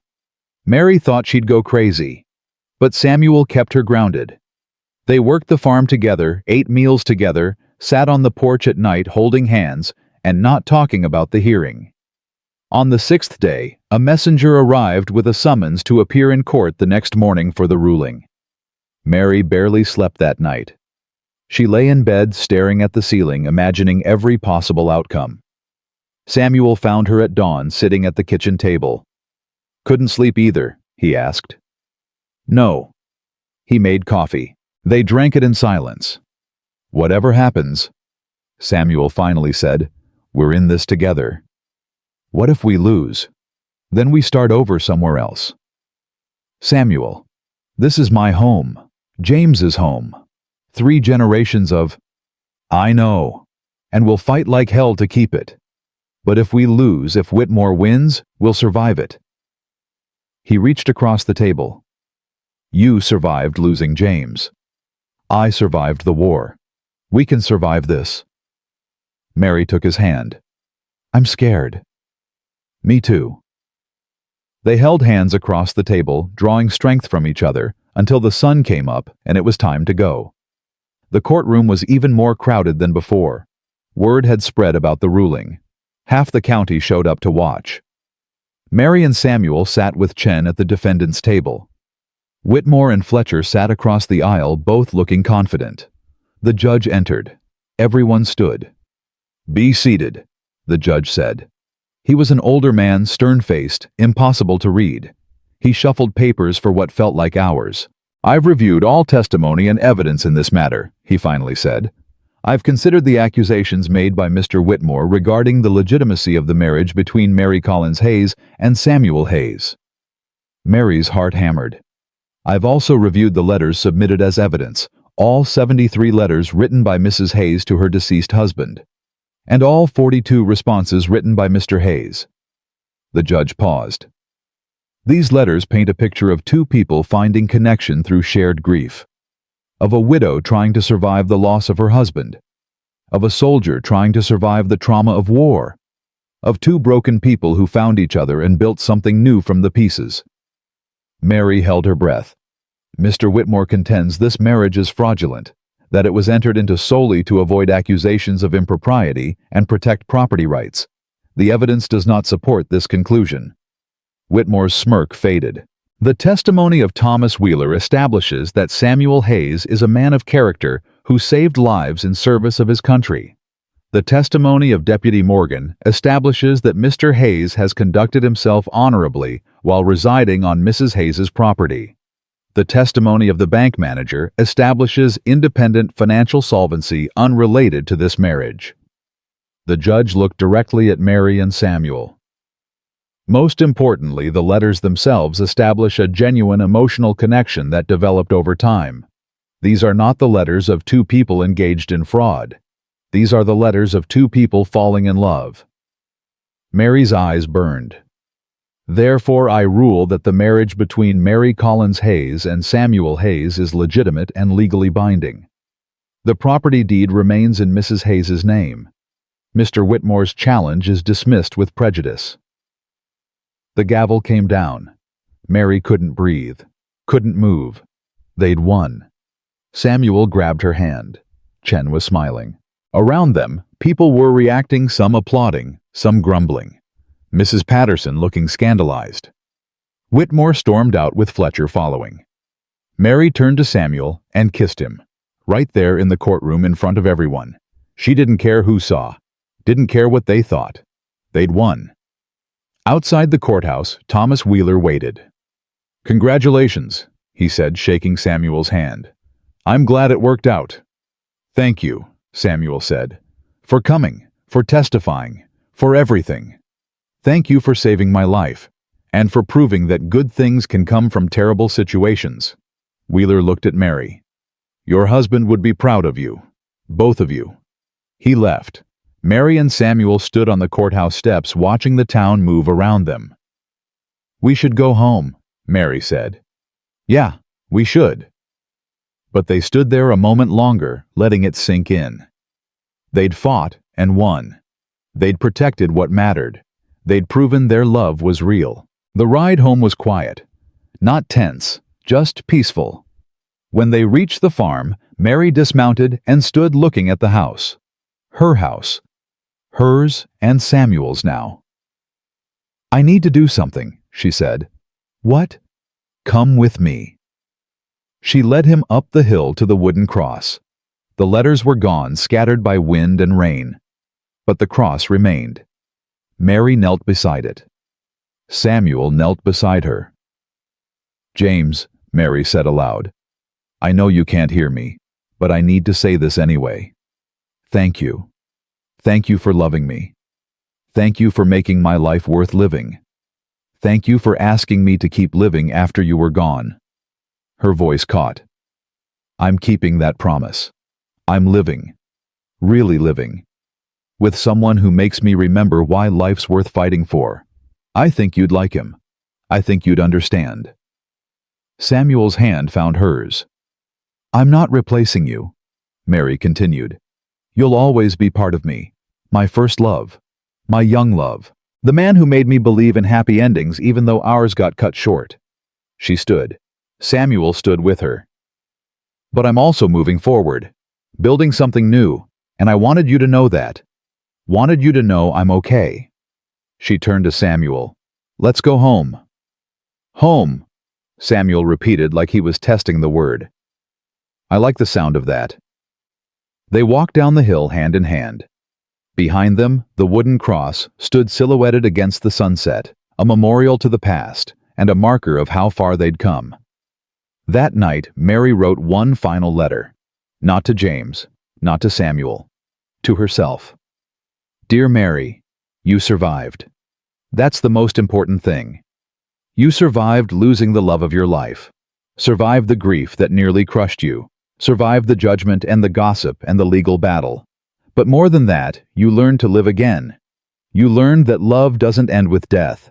It transforms, makes room for new love without erasing the old. You learned that being broken doesn't mean being finished. It just means you have room to rebuild. You learned that happiness isn't betrayal, that moving forward isn't forgetting, that you can honor the past while embracing the future. James will always be part of you. Samuel is part of you now too. Both loves are real. Both matter. And that's okay. You're not the woman you were when James died. You're stronger now, braver, more certain of who you are and what you want. You're a survivor, a fighter, a woman who writes letters to her dead husband and gets answers from a living man who needed her as much as she needed him. You're Mary Hayes, and you're going to be just fine." She folded the letter, put it in her desk drawer with all the others. Samuel came in from checking the barn. "Writing again? Last letter, to myself." "What'd you say?" "That I'm going to be okay. That we're going to be okay." "We are." He crossed to her. "Better than okay." Mary stood, wrapped her arms around him. He held her close, and she felt the steady beat of his heart against her chest. "I love you," she said. "I love you too."